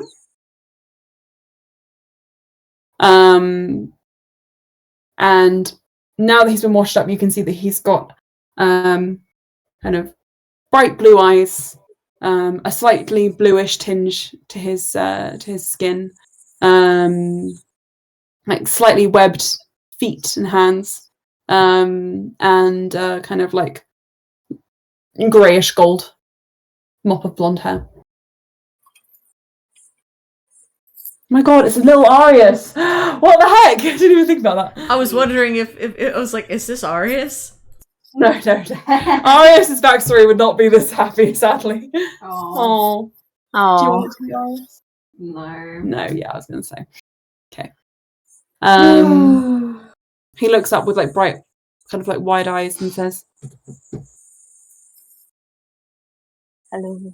"Am I going back then?" And looking at you, Slayer. Going back where? Underdark? Oh. I thought I was done.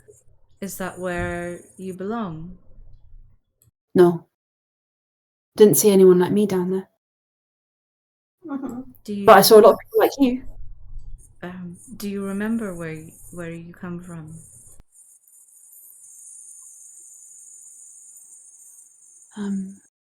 No. So, do you remember being on the coast or in the water or a big lake? I remember a lady. I remember her giving me something to eat. And I remember feeling very, very sick. Hello, chicken. Well, how would you feel about eating something that hopefully won't make you sick? Okay. We just ate it, and I think we both think it's very nice, and I think hopefully you'll think it's very Indeed. nice. And there's the fried chicken now. Fried chicken. Fried chicken. Oh my God. Hello, fried chicken. Oh, he's in bliss. Happy boy. What a funny guy. And he says, yeah. What should we call you? What do you mean?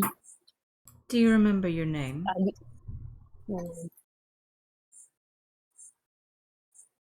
I don't think I have one. I remember one of your names. Well, not you. The people we were with. No. People I was with. They looked like you. Oh. Well, what was the name? If you might sate my curiosity. Snestra.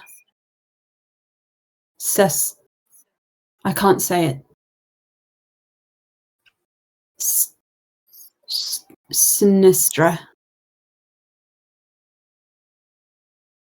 She said it in a very ugly way.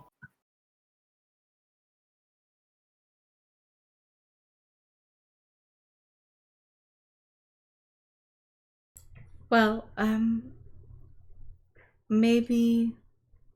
Is there anything you would like us to call you?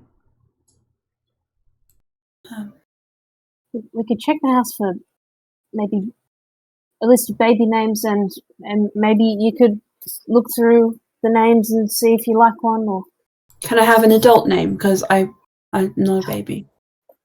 Baby names eventually become adult names because babies usually become adults. Usually the naming starts when the baby's a baby. But if the naming needs to start after someone's a baby, it's just that there are a lot of baby name books. But Okay. But you're not a baby.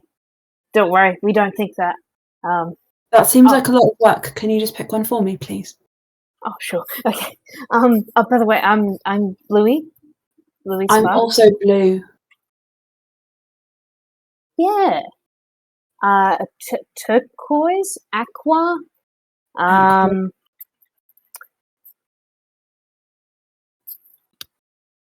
Yeah. I motioned to Astra to introduce themselves if they want to.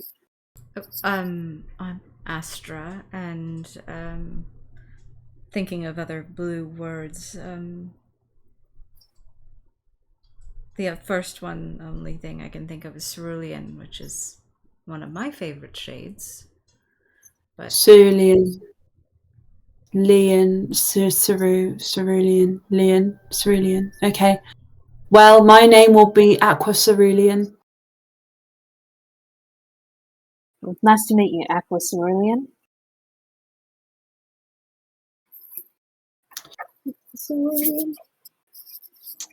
So when if a drop of my blood, wait, I can't remember how they say it. If a drop of my blood is put into a barrel of water, the water will turn into healing potions.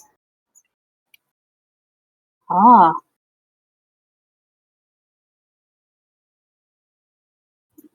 Okay. Well, that sounds like quite a gift, but okay. It's all right. We have our own healing. You don't need to worry about bleeding for us. Yes. I mean, a gift is only a gift, really, if it's given willingly and if it doesn't hurt you in the process. I think that's. I don't know. You guys speak with big words. If you ever want to help others, I don't think we want you to resort to hurting yourself. Exactly. To do so, because there's other ways to do that. I don't want to hurt anyone or myself. I just don't know what else to say. That's okay. Chicken. He just starts eating. If you guys couldn't tell, this is definitely someone who was trafficked by the Sisterhood. Yep. Yeah. And Astra, the name that he mentioned seems oddly familiar in terms of its makeup. But interrogations and what else? We'll have to wait for another day. As it is now 13 to midnight for you. Indeed. And time for sleep. Thank you very, very much. I loved meeting Aqua Cerulean. You named them, so helped, you know. Mm-hmm. Huzzah! Thank you, guys. Thank you. Thank you very much for the game. That was very fun. Okay. Thank you, guys. Lala's back on my chair, so. Yeah. Happy New Year, all. Thank you for bringing in our New Year with some good jams. Thank you for playing with me. And we'll play with you again soon. Indeed. Yeah. Adult make-believe. Adult make-believe. Huzzah. Shall I make a scheduling link for like from the 3rd onwards, something like that? Yeah, Or sure. is there Lily okay. is away for a few days, so we'll